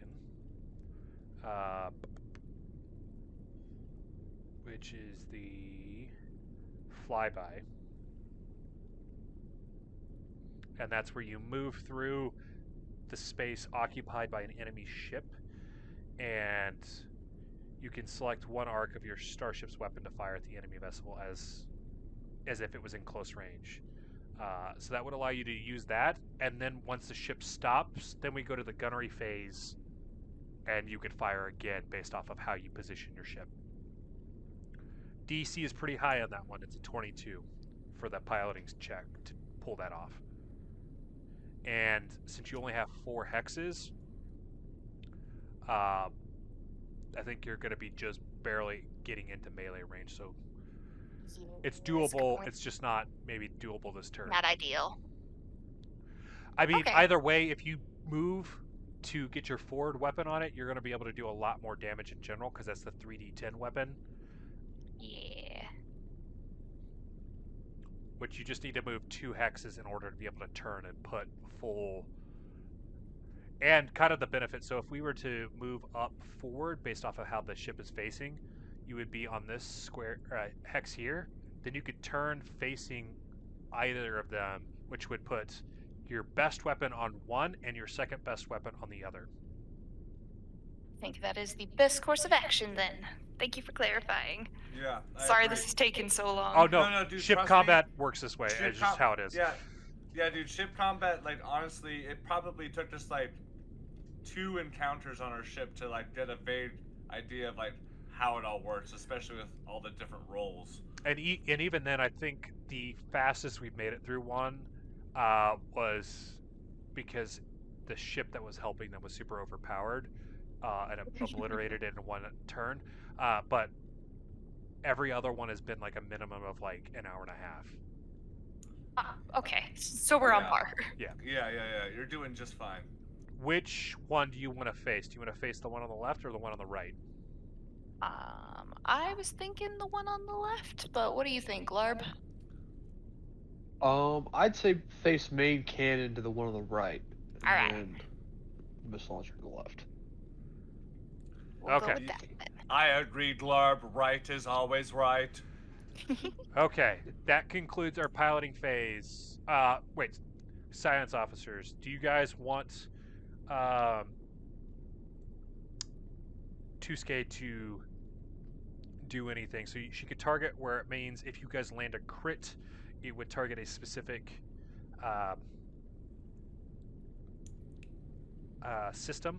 So it force that system to instantly go glitching, and that would be a 19 or a 20 if it's successful on that. I think the other thing she can do is she could scan, which could give you basic information on the ships. Since they're the same, scanning one would give you information on both. Which would give you. Personally, I think I'm sorry. the Go ahead. stand might be a better. Okay. The stand might be a better just to get the layout of what we're dealing with, but. Yeah, I agree. That's just about exactly what I was gonna suggest too. So, you in agreement, Glarb? Yeah, that's what Garb was gonna scan on his gunnery. So, yeah, Perfect. someone else can do it. Pay no. All right. So what is hers?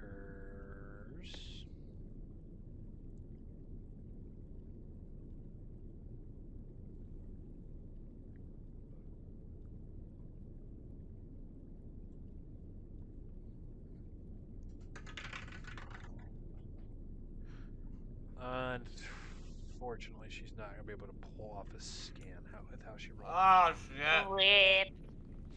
Rip. Good effort. Yeah. So that will then get us into the gunnery phase. For my gunners, each of you can fire one weapon unless you're doing the fire at will. How that one works, though, is if you do a fire at will, it has to be in the same arc. And unfortunately, you only have one arc that has multiple weapons, and one of the weapons requires you to be in melee range. So really, you can shoot one weapon.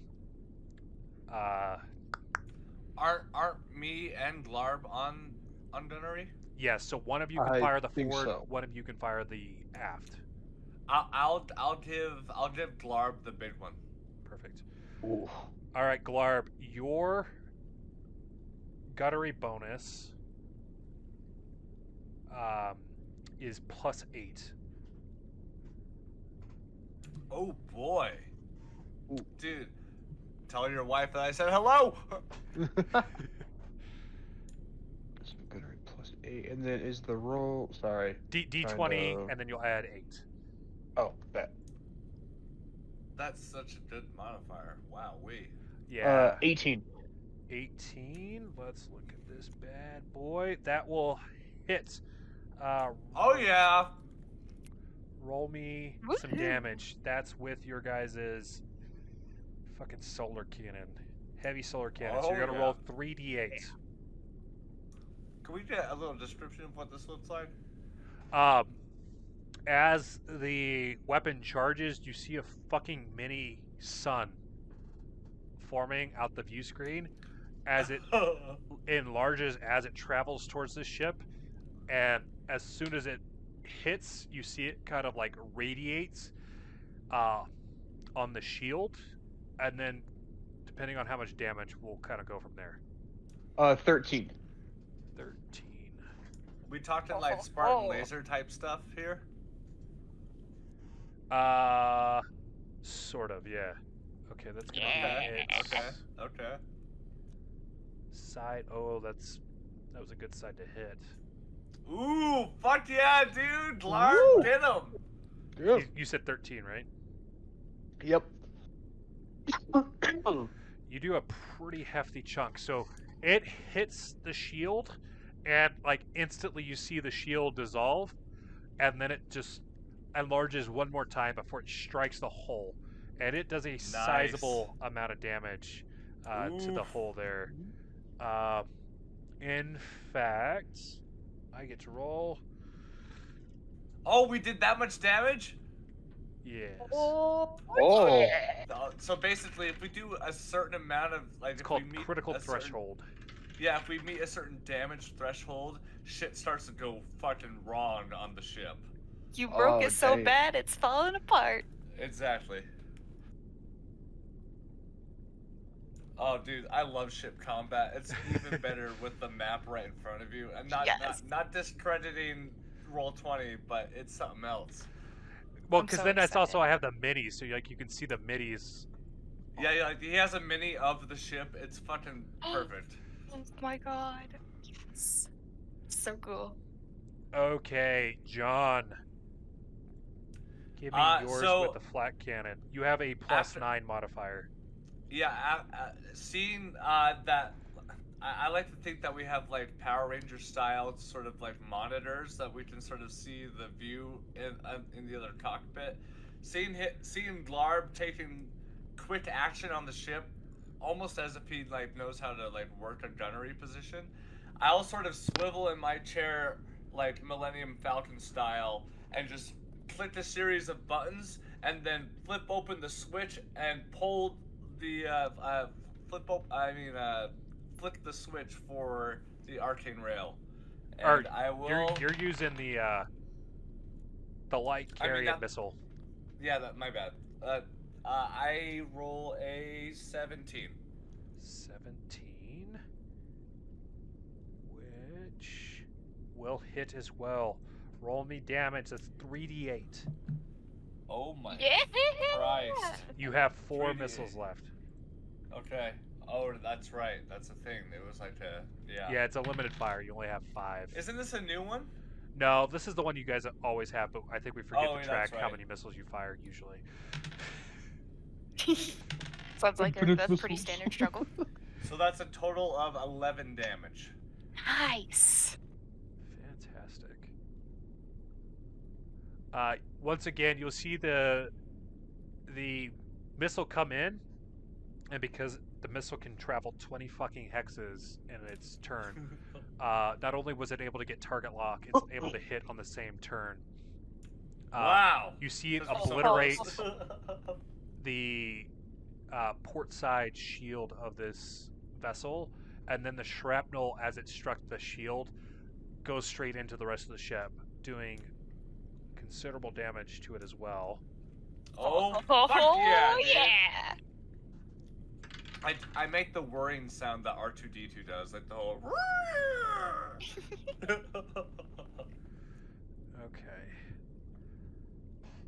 On the one there, the left one is going to attack with its light torpedo launcher.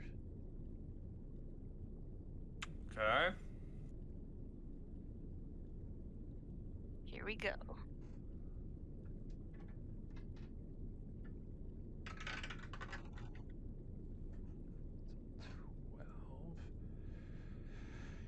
That one won't hit. The right one is going to attack with its also light torpedo launcher.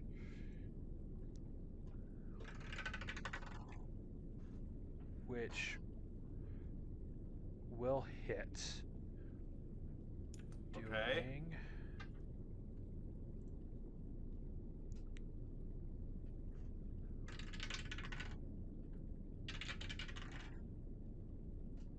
12 to your guys' forward shield. Okay. So shield you've lost the forward shield, Woof. and you've taken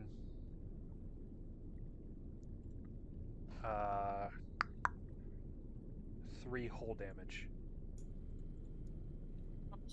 Okay. You have 100 hull points though, so Yeah, that's nothing. We're okay for it now.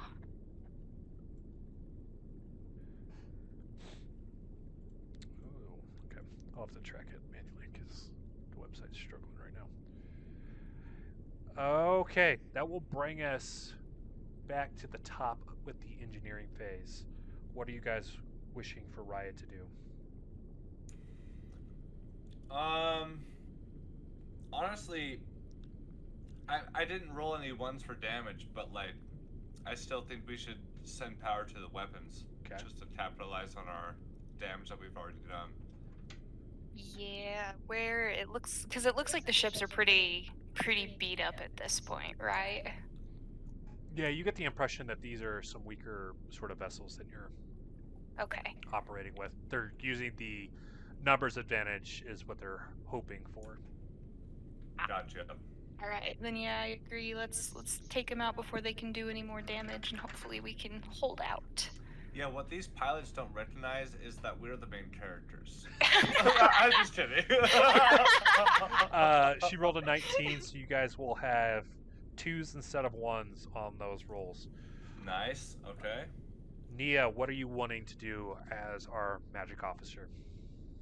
I'm just reading through the rest of the abilities to see if something would be better. Yeah, so you've got precognition as depending on whether or not you feel like you need a piloting boost, you could do that one.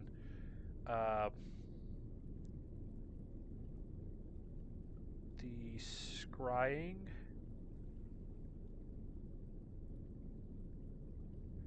Effectively allows you to do the scan instead of the science officer if you prefer.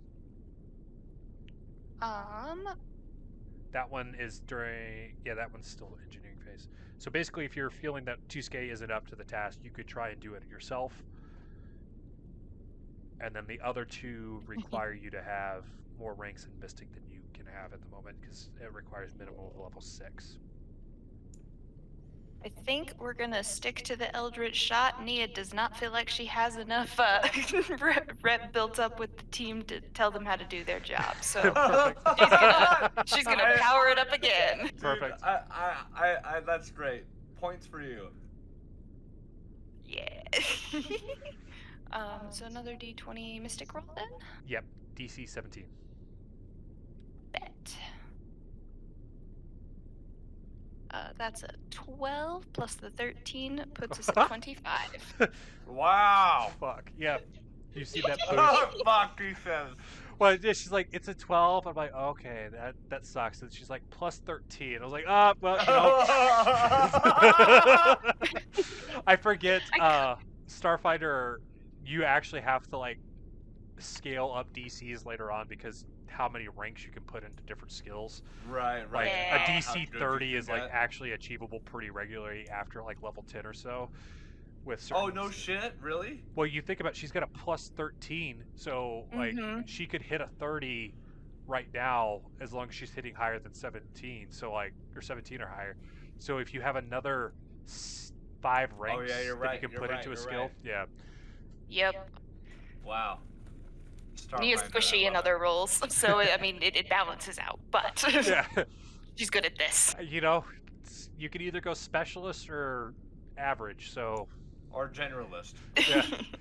And we saw how it this- worked out for Rock Lee by being a specialist. So Yep. Yeah. Exactly. Love Rock Lee. Yeah, he lost his leg, bro.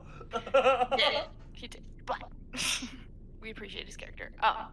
This time, however, instead of pulling the blue light, Nia is going to give these next shots an electrical hue, pulling in as much, positive and negative energy from another reality to charge these shots. Perfect. Interesting. Okay.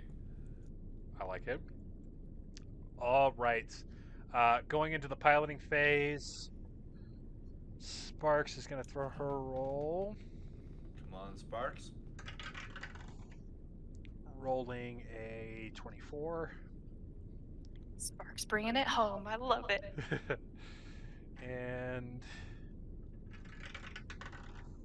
they didn't roll that, so they're going to move first. Kind of keeping with the mindset of coordinating strikes, they're kind of like encircling. Okay. Oh, I should have turned that one a little bit more, I guess. Like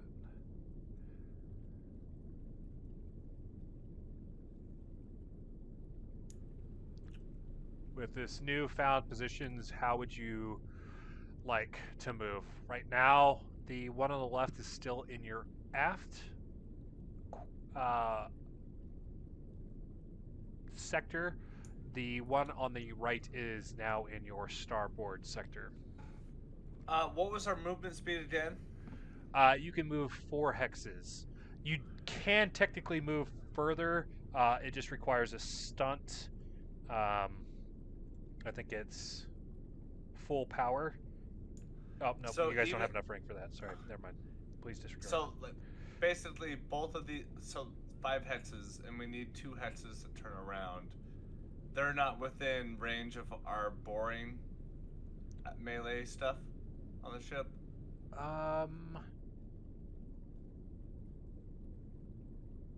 Not the one on the right. Let me see. You might be able to pull off a. How far can you move on that one? Because I really want to use that, but it's seeming like it won't be able to be possible, but maybe not. You might be able to. Meta-wise, you might be able to start cutting off. So there is the move called back off. It's not an overly high piloting check, where you can move half your movement speed backwards.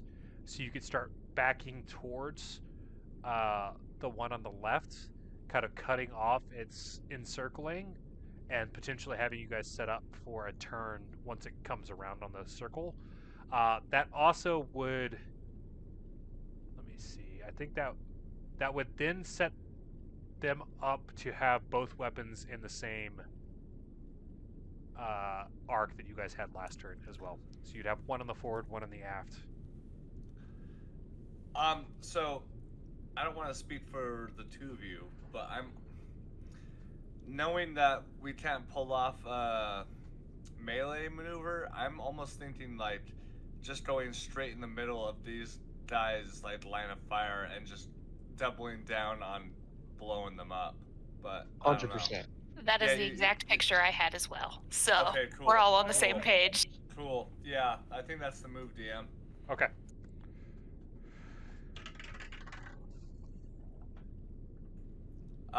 Sparks pulls Is- off the move. Oh, yeah. Okay, here we go. All right. So you Sparks. guys are now positioned here. Okay. Is there Okay. anything you would like Tuske to do with her science officer phase? Was it the science officer that added the +2?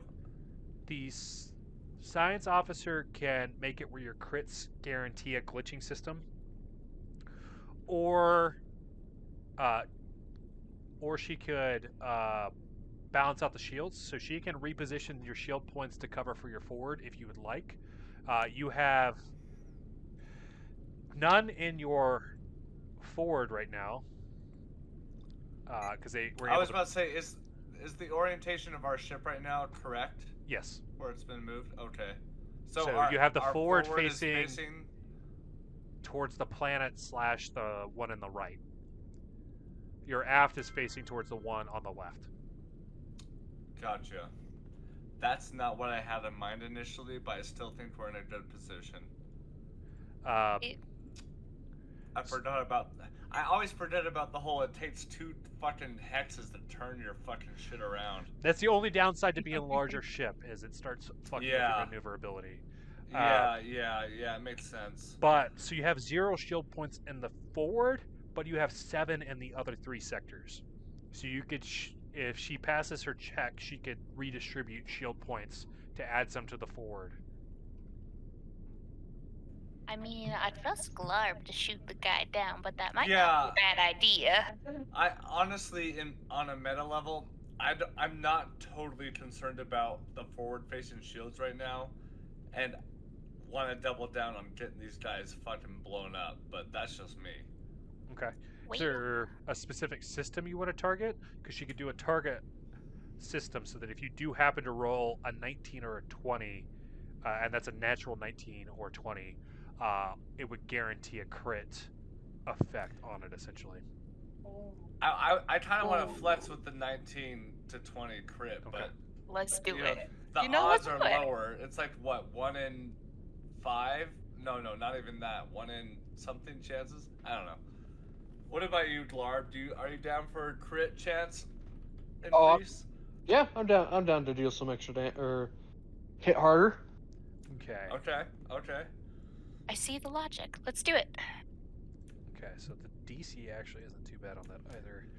I like What the idea system that are you we're wanting all to in- target? Oh, sorry. What system do you want to target? So that's the beauty of this, is you can target the core, the engines, life support, sensors, or weapons on one of these vessels. Target life support. Life support or engine, I was going to say. Life support is a good one, or engine. Okay. 2 for life support. Okay. Yeah, I'm down for life support. And Let's get you guys senior now citizen have in a here. target lock on life support. Which one are you going for? The one behind you or the one in front? I'll let Glarb decide. Whichever one's getting the light rail, the big cannon. Oh, the solar cannon? On the right. Solar On the cannon, right. yes. Okay, so the one in front of you guys. Got it. Okay. Right. That gets us to the gunnery phase. Take So 'em Glarb, out. go ahead and give us, remember it's a +8 on your roll there. Plus 8.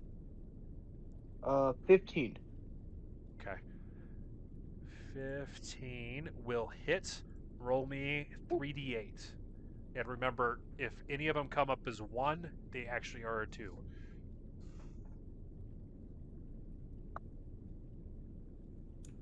Perfect. Okay, cool. 13. 13.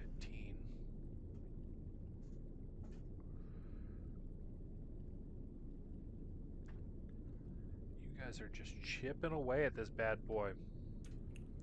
Oh boy.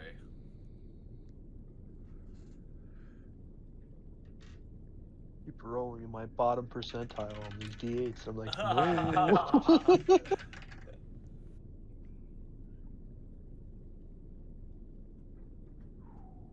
Like rolling a 5 at this point is like way better than what you've been doing. Yeah, like the first round I rolled an 8 and then followed it with a 1 and a 2. Oh, And I was like, bruh. All right. Oh, man. John, go ahead and roll me yours. Okay, that's going to be a.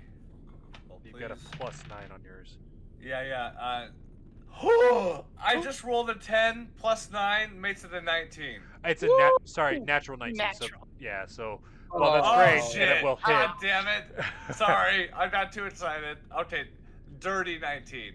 Perfect. Right.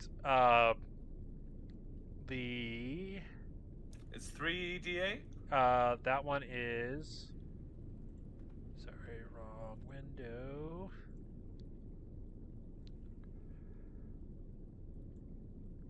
That one is 3d8. You guys have 3 of those left. Yeah, we're going to have to restock. That's a 1, so I'll make it a 2.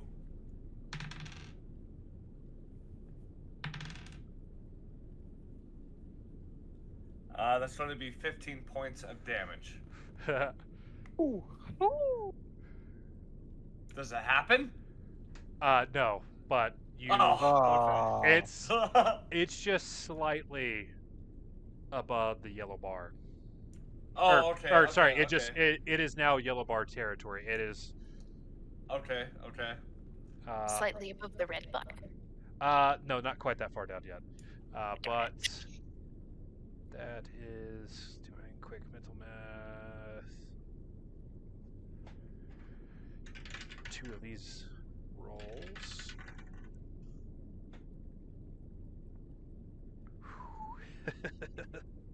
Oh no. Well, What it's in critical threshold. Oh. Okay. So there was 2 critical thresholds, and just laughing at which systems it was for that one. Was it the life support? Doing them dirty. Maybe. You guys would have to do a scan. Also, Oh, quick yes. question: was this a swarm ship that came up on us? I can't remember. Yes, both of these are swarm ships. This is the one That's where they right. pulled up in the hull. Sorry, That's I right. guess. Yeah, they said for the swarm. So, Raya had called out fighting swarm. as soon as their eyes looked rolled back. She kind of was like, "That's a swarm," and then they confirmed it whenever they yelled out their battle cry. Gotcha. Okay, let me confirm the effects of glitching real quick.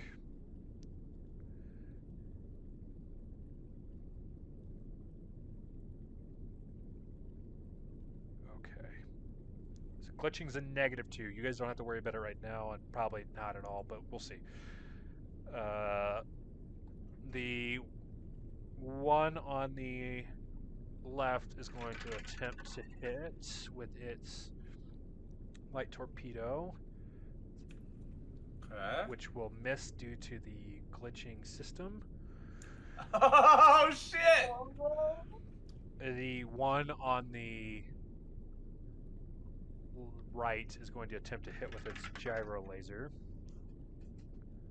which will miss as well, bringing They're us falling back apart. to the engineering phase. All right. I feel like those additional points in the shots, at least for Raya, because she's doing the other engineering. It's Raya, right? Yeah, Raya is your engineering. Yeah. Yeah. I think we should leave that as is, because it seems to be helping you guys out. Yeah, it literally just made me at least do 1 more point of damage, so Perfect. I don't see anything wrong with that. But I do think Nia's gonna do the. Was it scrying that we said was like the scan, or was it precognition? That was like the scan, yeah. Okay, we're gonna do that. Perfect. You guys will have the 2s instead of 1s. Raya rolled a 28 Nice. on her check. But yeah. Go ahead and give me that scry check, which is It's mysticism again. It looks like when I'm reading it instead of computers. yeah. So let me consider. Yeah, DC is 17. Mysticism.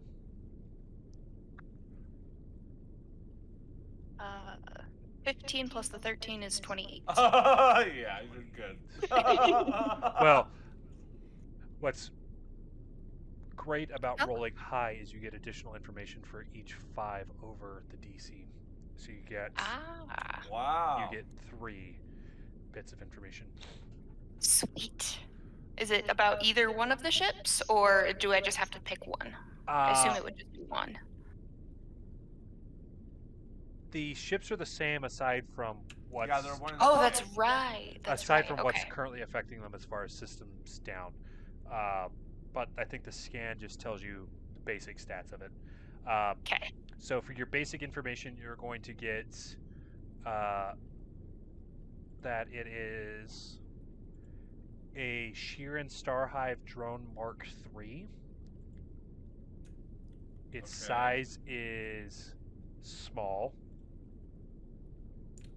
Okay. And its speed is 8, and its maneuverability is good, which means it's only 1 hex to be able to turn.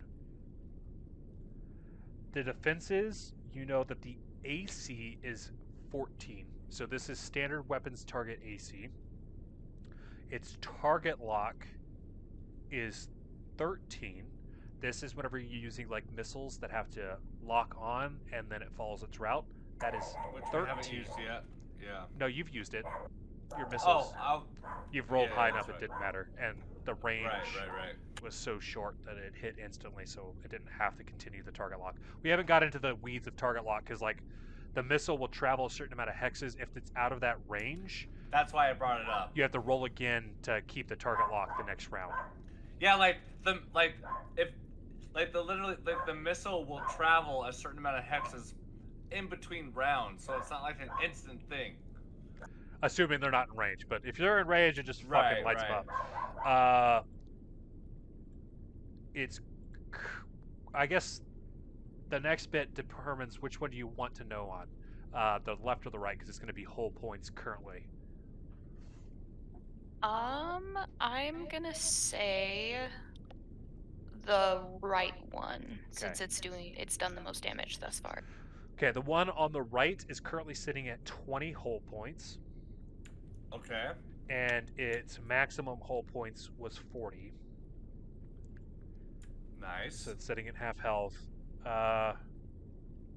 Its shield points is 4 in the was 4 in the forward. It's now 0. There's 0 in the starboard, and the aft and port each have 2 shield points left. And its PCU, so its power core is sorry,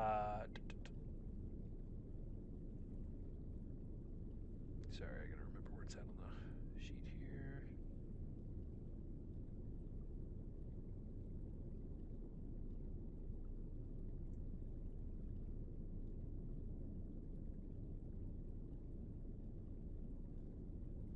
Is a pulse brown, which gives it 90 PCU.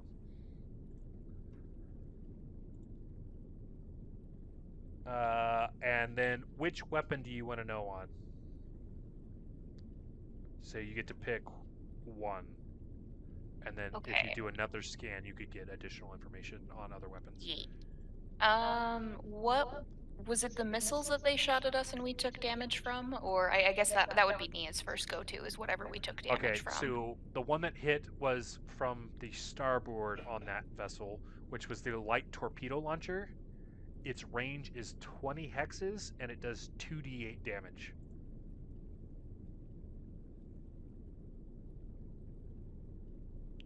And that is all you're able to pick up, but it's a pretty hefty amount of information for these vessels. Oh yeah. Nia would relay that first to Glarb and then to John via her telepathy, should they be willing. Perfect. Yeah. Okay. They're going to use, both ships are going to use their engineering phase to try and patch the systems that are currently glitching.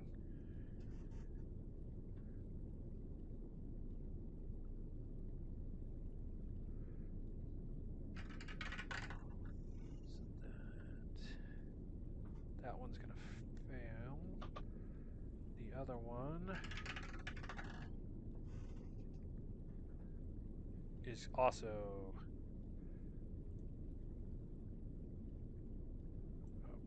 crew. Oh, that one will succeed. Okay, that will bring us to the piloting phase with Sparks giving you guys a dirty 20. Nice. And they're gonna roll a nat 1. Hey, fuck yourselves.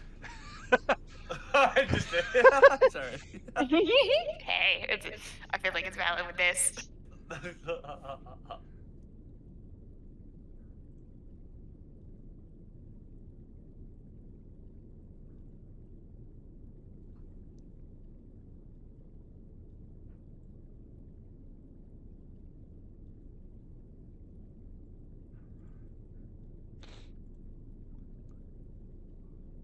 These swarm ships can move, jeez. Yeah, since they're small, they can move 8. Yeah, they're a different weight class, that's why. Yeah. Alright, that is Makes how sense. they're gonna position themselves.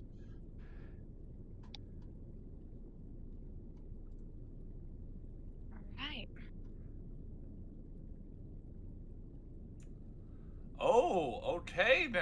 don't fucking worry about this positioning. I almost feel like we should just get right back in the middle of them and blow them both up still, Dude, but I seriously want to use our melee so bad because it's brand new. We just barely got it. they should be. I mean, that little guy down below is two hexes. He's the- right there. We're not oriented in the yeah, right direction. yeah. I was gonna say though. the problem is how you guys are currently ordered. You need to move forward Oh. 2 to turn. Turn. Yeah, like the orientation of the pixel art there is relevant to how we can actually maneuver in this Yeah, space. so I didn't you realize guys are it would take us facing- 4 to switch around. yeah, you guys are facing Yeah. this way, so you would have to move. Like we have to move 1-2 spaces away and then move back to start facing forward, which I don't think would put us in range with melee. Yeah. Could we hit melee on the other ship? You'd have to move. No, because it's 4 hexes away, so no. Yeah, because you'd have to go 2 up, turn, and then 2 across.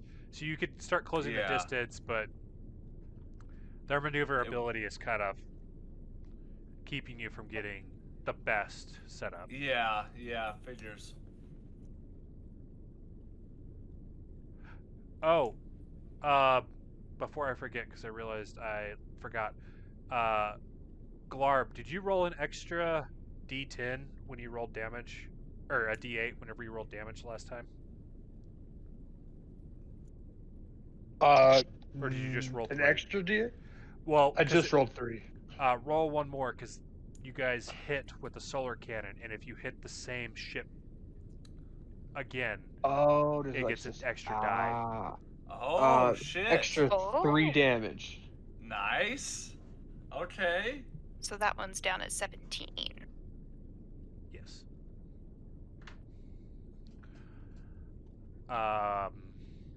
Okay. What are you guys thinking for movement? Honestly, as I speak over like my little ear comm thing, that I assume we all put on a headset when we're in like combat. Mhm. I'll just like voice over as I swivel in my chair, kind of like reaching for different like knobs and levers. Personally, I would really like to fuck these guys up with our full frontal new weapon system, but hey, these guys are quick, so if you don't want to commit to that plan, I'm okay with a plan B. That sounds like a fantastic idea. Yes, Glarb, you are right. We should totally commit. One of the things you can attempt, it's a high DC for Sparks, is if she pulls off the maneuver, it will reduce your guys' turn to 1, which might be able to get you in a better situation. Better position? Okay. What's your favorite position? I was just looking at precognition. It says on a success, you grant the pilot a +2 circumstance bonus. So it'd mean that she gets a +2 on her roll when she's rolling. The only downside is you've already used yours, but you can keep it in mind. Oh, for, right. Okay. Next round. But yeah, that I would just give. wanted to make sure it would work in this situation. Yeah, it definitely would. It would give her +2 on her roll with whatever one she's attempting. Okay. Can Sean T intimidate Sparks to do the maneuver? He Ooh. definitely can, which would give her a +4 if I'm not mistaken, if he goes the intimidate route. Because if I remember correctly, wasn't intimidate higher than Yes. like the 'Cause it's- persuasion for Sean If you're T? using intimidate, you can set up where it's like he's treating the crew like shit. So it can set up like bad Oh, no. relationship sort of things. So if you'd like T to make a demand, you'll see him over in his Sean Connery voice. Oh yeah, because he speaks like that, by the way. Everybody. Sparks, I need you to put us in the best position so we can use this burrowing weapon, because John needs to use it right now. And he I rolled a confirm nat 20. Oh fuck yeah! Yeah. There we go. Yes. shit, what with his modifier? That was a intimidation. Let me see, because I don't remember. I the feel like he has a modifier. pretty high intimidate as well. Yeah. Well, yeah. I just Yeah, know so that that's was a what he relied 29. on. Yeah. All right, See? so You're Sparks is not gonna get a that plus Spark starts to 4. sweat. She's got effectively a plus 12. She needs a 22. Okay, so she can't roll lower than a 10. 10, and she rolled a 7. So Oh! there's no negative. God damn it! There's no negative effect. It just means you won't be able to get the boost on turn radius. Dang it. Sure, whatever. Okay, so Which- what are you guys thinking? 2 forward and then turning. So you would I end mean- up like. Would we still be lined up when we did that for the zap cannon to still fire? Yeah, so if you moved, in theory, you would be lined up like this. Uh-huh. So your forward would be on the one here, Uh-huh. and your starboard would be on this one. So you would have the solar cannon on the one that you've already hit twice with it. So if you landed again, you would get 2 bonus damage die. But And you would have the flak thrower on the one down here. All of them are in Okay. range. The flak thrower doesn't do quite as much damage as your torpedo, but it's still 3d4. Well, we've already used 2 of them, so that's fine. Okay. Are you guys good with this? Yeah, absolutely. I like Okay, it. Cool. All right, go ahead and give me that gunnery check, Glarb.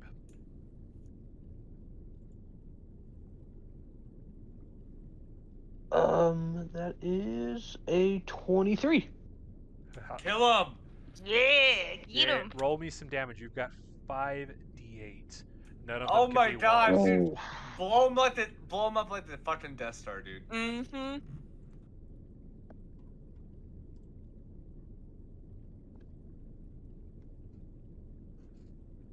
Do we get the reroll or the 1s or 2s? Yes. Yes. Okay.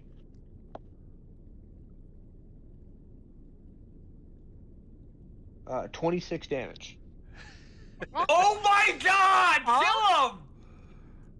Kill him! As this miniature sun, was this still the electric sort of energy? Yes. Well, Yeah. she swapped abilities, so Oh, I that's don't right. think We it didn't. was Yeah, we didn't empowered do this it. time. Yeah. It looks like a normal yellow sun, but each time it blurps up, it changes color into like. By the time it's hitting the ship, it's now a red sun, and it just envelops the ship Oh. as Okay. it just is obliterated. Wow! That's amazing. Woo! Nia's eyes go wide as she stares at the screen with a grin on her face. It exploded. All right, John. Give me a roll. That's going to be a that was a 17, so that's 26. Oh, only 26. Yeah, that'll hit. Roll me those 3d4. Okay. Kill him! Kill him dead! Okay. Please.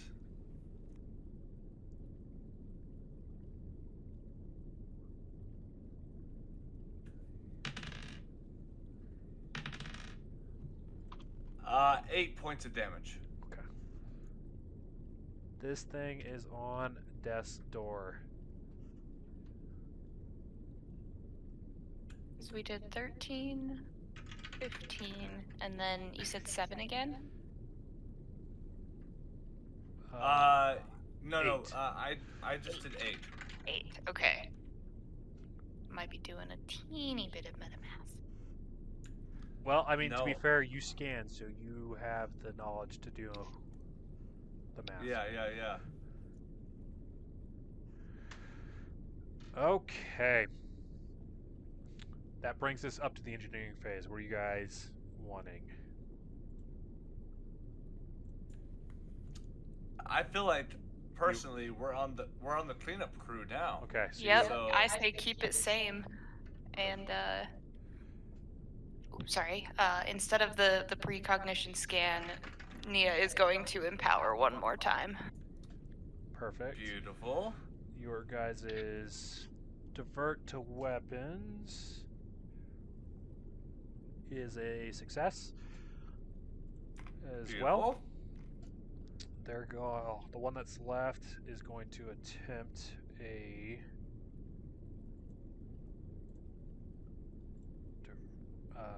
patch.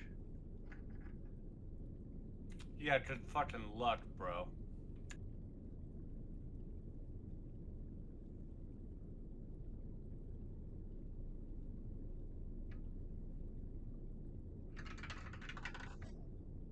Which will succeed for now. All right. Piloting check.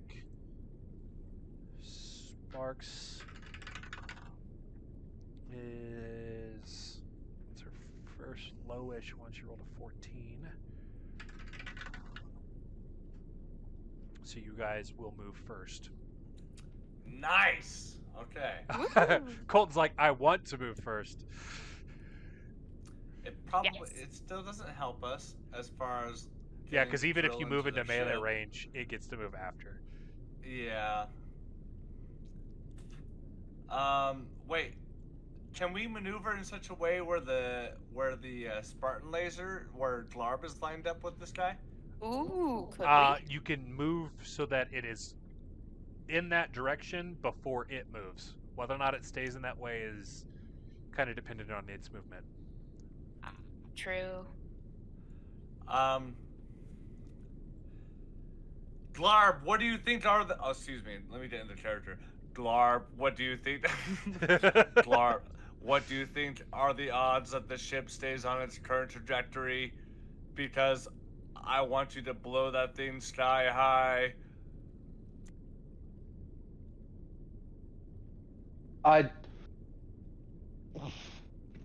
Sorry, now I'm trying to get to character.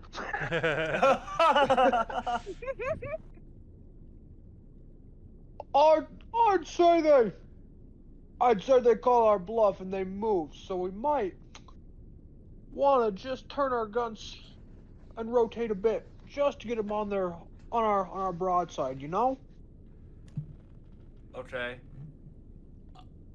Maybe we should only move like 2 or 3 hexes, but still stay in the same line that we're not going to turn, but essentially start to kind of like meet them at the point that they would be making if we were in a triangular shape. Do you know what I'm saying? Oh, yeah. Either way, if they move, they're gonna get shot from either side, or they're gonna take the blunt of this laser. Yeah. Okay, then. Yeah, DM, that's the move. We're just going to move to sort of pincer them off if they don't decide to turn around. Okay, so you're thinking like this? Yeah, maybe one more hex, but yeah. Yeah. Yeah, there we go.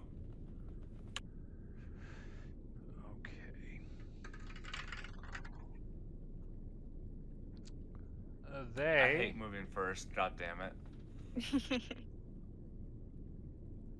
Backpedal?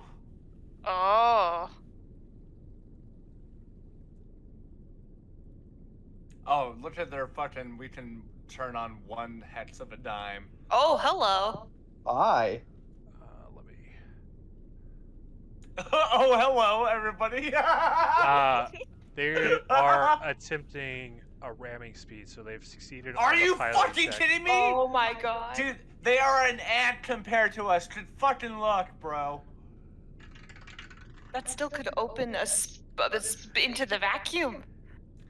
Well, Okay. I know there's a maneuver where we can literally do a 180. So if we have to, we can fucking get them. That's true. That's true. That could be a melee opportunity. This is so cool. Dude, I'm glad you're liking this. Like, honestly, this is doing it, but ship combat in person is even better, to be honest. I'm so excited. They I'm so rolled ready a for nat it. 1 on the gunnery check, so they pulled off the Oh, piloting. fuck you! Oh. Well, they're right there. They just didn't land the attack on you guys. I know, and it's because they're infected with fucking spores. Okay, sorry. I just talked What? shit. Like, wasn't this a swarm ship? Yes. They failed their attack though, so Yeah, it effectively, like, when they went to, like, actually collide, because the gunnery has to line it up to, like, actually make sure the ship collides on impact, it failed, so it, like, skids off the shield, your guys' rear shield, and it just stops there. Yeah, I know. Sorry. oh, that's why. Oh, I just was put it just together, talking too. shit. Yeah. Sorry. no, my bad. Yeah, literally like a bug on the windshield. Yeah.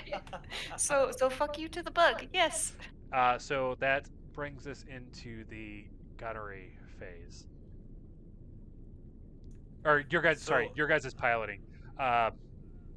They are in prime position for your rear. If you were wanting to, Drop it low. if you would like to do the flip and burn so that you can use this burrowing weapon, it's a DC 18. You guys would move forward however many space, up to half your speed, but you don't have to move up to the full. You would then turn 180 degrees facing the opposite direction. Guys, would you be willing to entertain hitting with our melee? Yes. I would love to use it for the first time. Yes, absolutely. Okay. We are 110% down. Let's do this. Also, I don't know. Can T get on this to make sure? She already Sparks- passed, but we can say T Oh, okay, yelled at okay. her if you'd like. Okay. So you have to move. If you guys would like, it says up to. It doesn't say you have to move. Moves forward up to half its speed. If you guys would like to move forward 0 speed and flip on the spot, I would say that's legal. Yeah, because it says up to. It makes sense to me.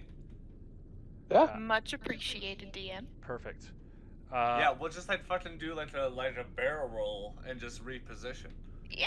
Yeah, Sparks got to show yeah, off the her opposite of a barrel roll. Because it's Well, different. sure, yeah, point, but whatever. yeah. All right, that gets your guys' light explosion injector Oh yes. right on point there. If you'd like to roll that gunnery check, either Glarb or John, feel free to. I'll pass the camera off to Glarb. I'd love to be a spectator. Honestly, I don't want to be the one who pulls the trigger. Yeah, Glarb's hovering over the button, like the bead of sweat, like he's ready. He's so ready. Is this still the DC 20 plus 8? Yeah, D20 plus 8. Yep. Oh. Let's see it. Let's see it. 18. Oh. That will hit. Oh, kill him, dude. Roll me 3d10. You guys have 4 more. Oh, 3d10. And we still have the 1 = 2 thing, right? Yes.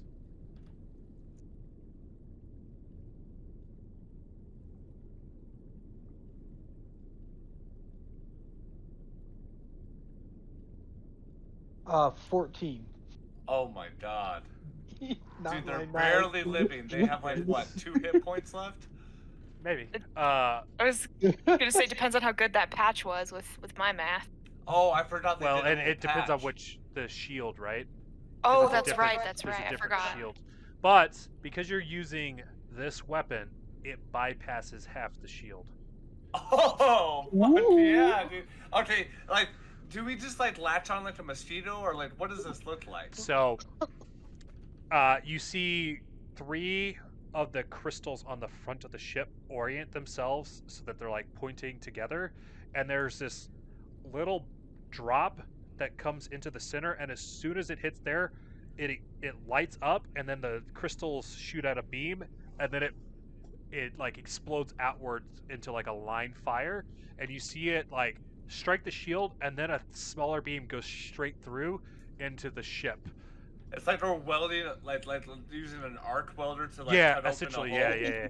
Oh fuck yeah, dude! Could Nia add to that as she used the Eldritch Bolt, the additional blue lightning again as well? Oh, So perfect, little yeah. sparks are coming off of it. Yeah. Yes, dude. So Thank you. this is on death's door. GG is all I gotta say. We are at the engineering phase. What would you like Raya to do for you? Keep Honestly, it rolling. Yeah, keep it rolling. Honestly, yeah. We're gonna have to tell her how awesome she was this fight. Okay, for Raya, that is going to give you guys the no ones on there. Nice, nice. Okay. The ship here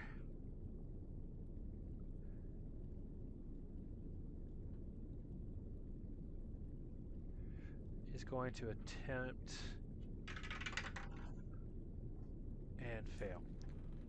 So that'll What get did they us- try to attempt? They were going to do a divert, but that will get us into the piloting. Oh, sorry, Nia, you please go.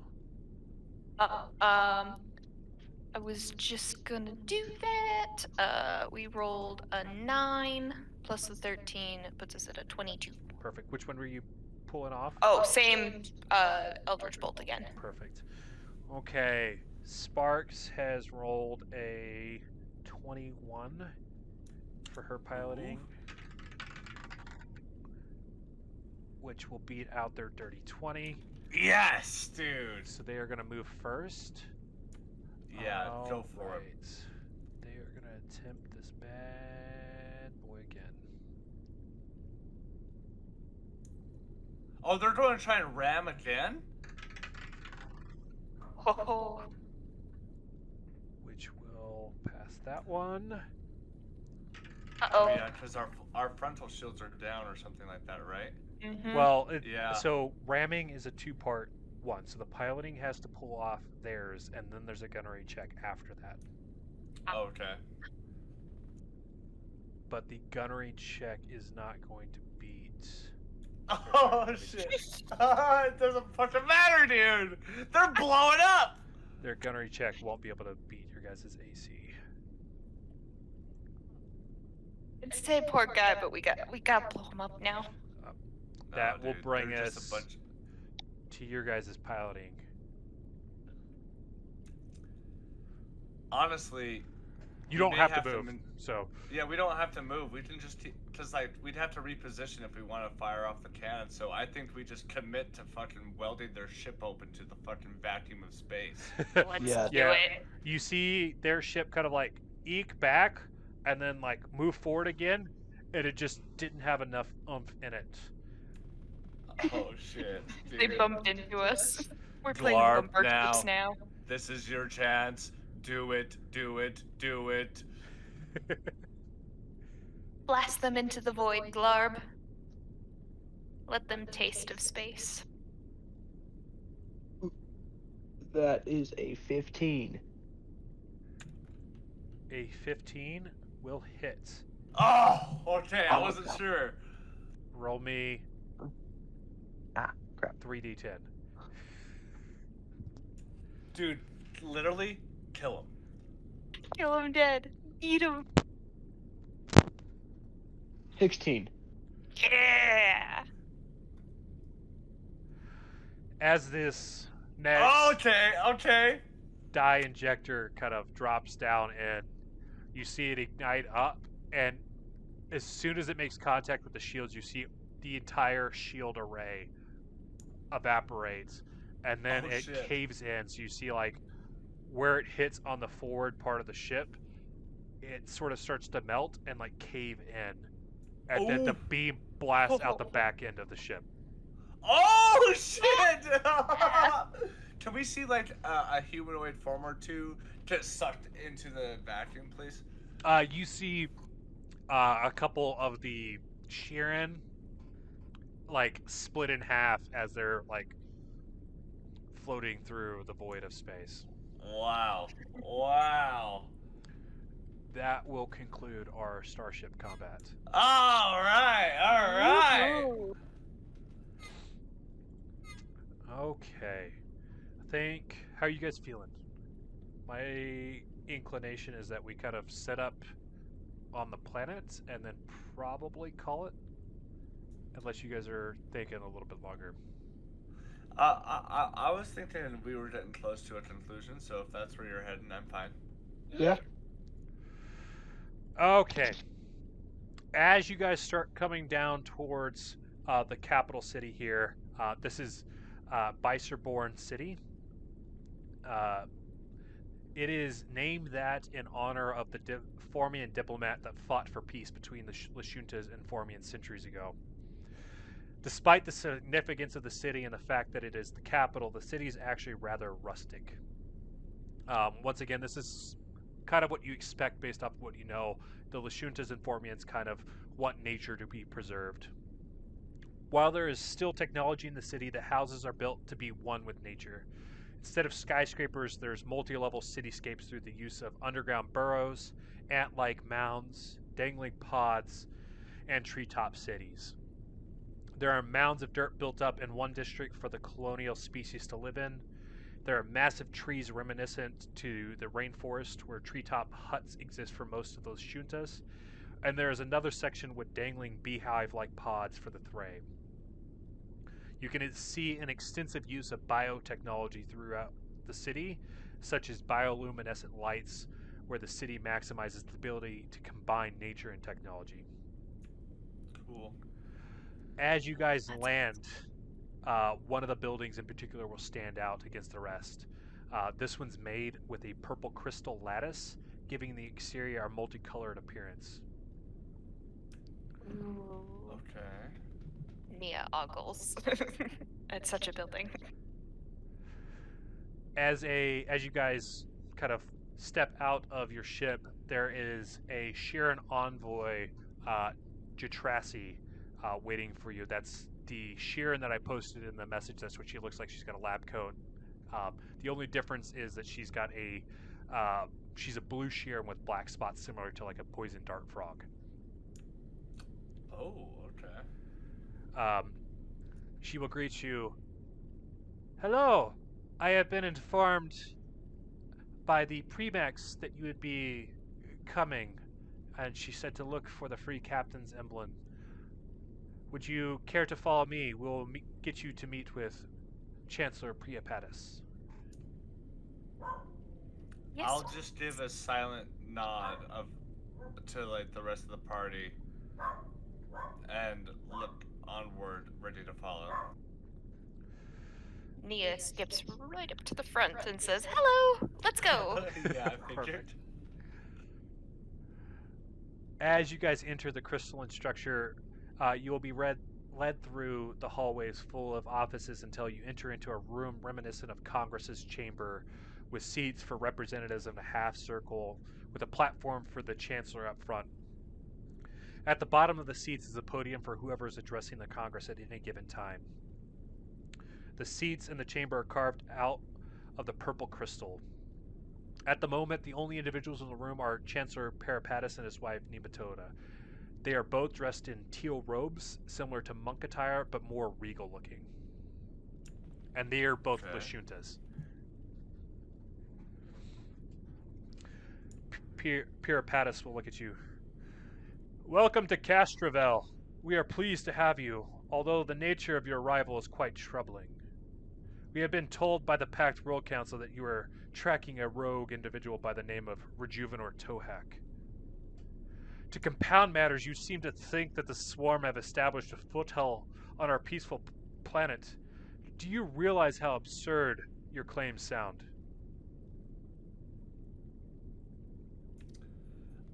Excuse me, sir. We were not sure how far along, if at all, the presence of the swarm was on your planet. However, we do know of a wave that seems to be directed towards your very kind, and it was important that we get here. As he ponders your statement, all three of you give me a perception check. I won't participate because it's so bad. I'm not paying attention. Okay.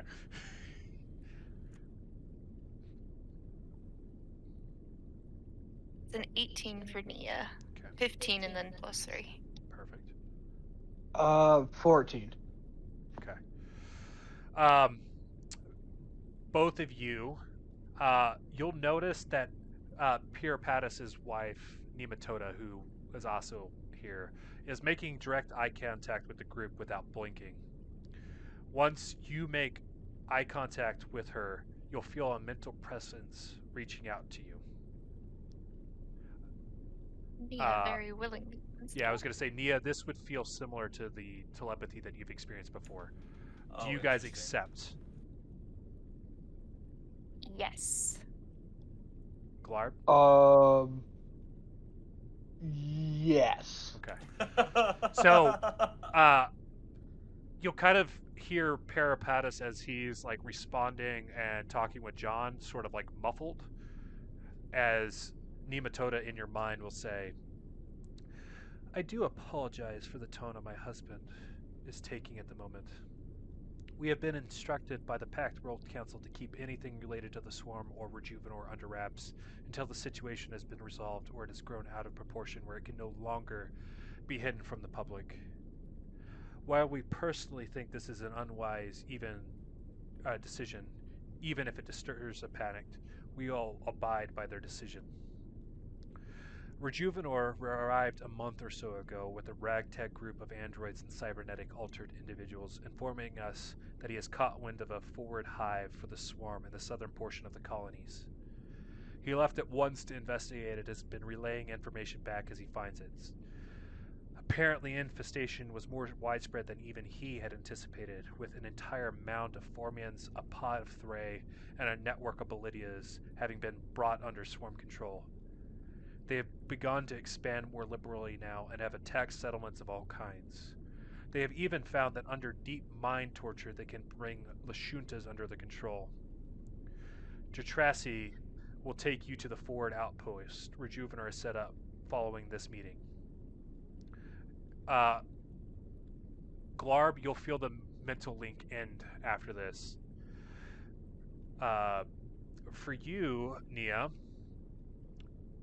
she will also mention that there is an eerie connection between the swarm and the void. She cannot ascertain what this connection is, but she believes that it may be the key to understanding and stopping them. Nia gains a wicked grin on her face as she looks back at the queen and nods. Meanwhile, the entire time in the background, Pirapatis has been discussing the unlikelihood of this transpiring on Castrovel. We have seen nothing of this Rejuvenor, nor any indication of the swarm. The fact that you could think that something of this nature would make its way to the second planet in the solar system is beyond me, and indicates that you likely have some screws loose. But if it will make you feel better, Jatrasi will escort you to any locations you need to finally put your concerns to rest, as long as you abide by our rules and you do not disturb the populace. Take whatever time you may need, and we will meet with you once again as after the matters have been settled. Enjoy your time on Castrovel. Thank you, sir. Your offer is gracious and we are appreciative. Hopefully this won't take long at all and we'll be out of your way shortly. John will give a obligatory bow of the head.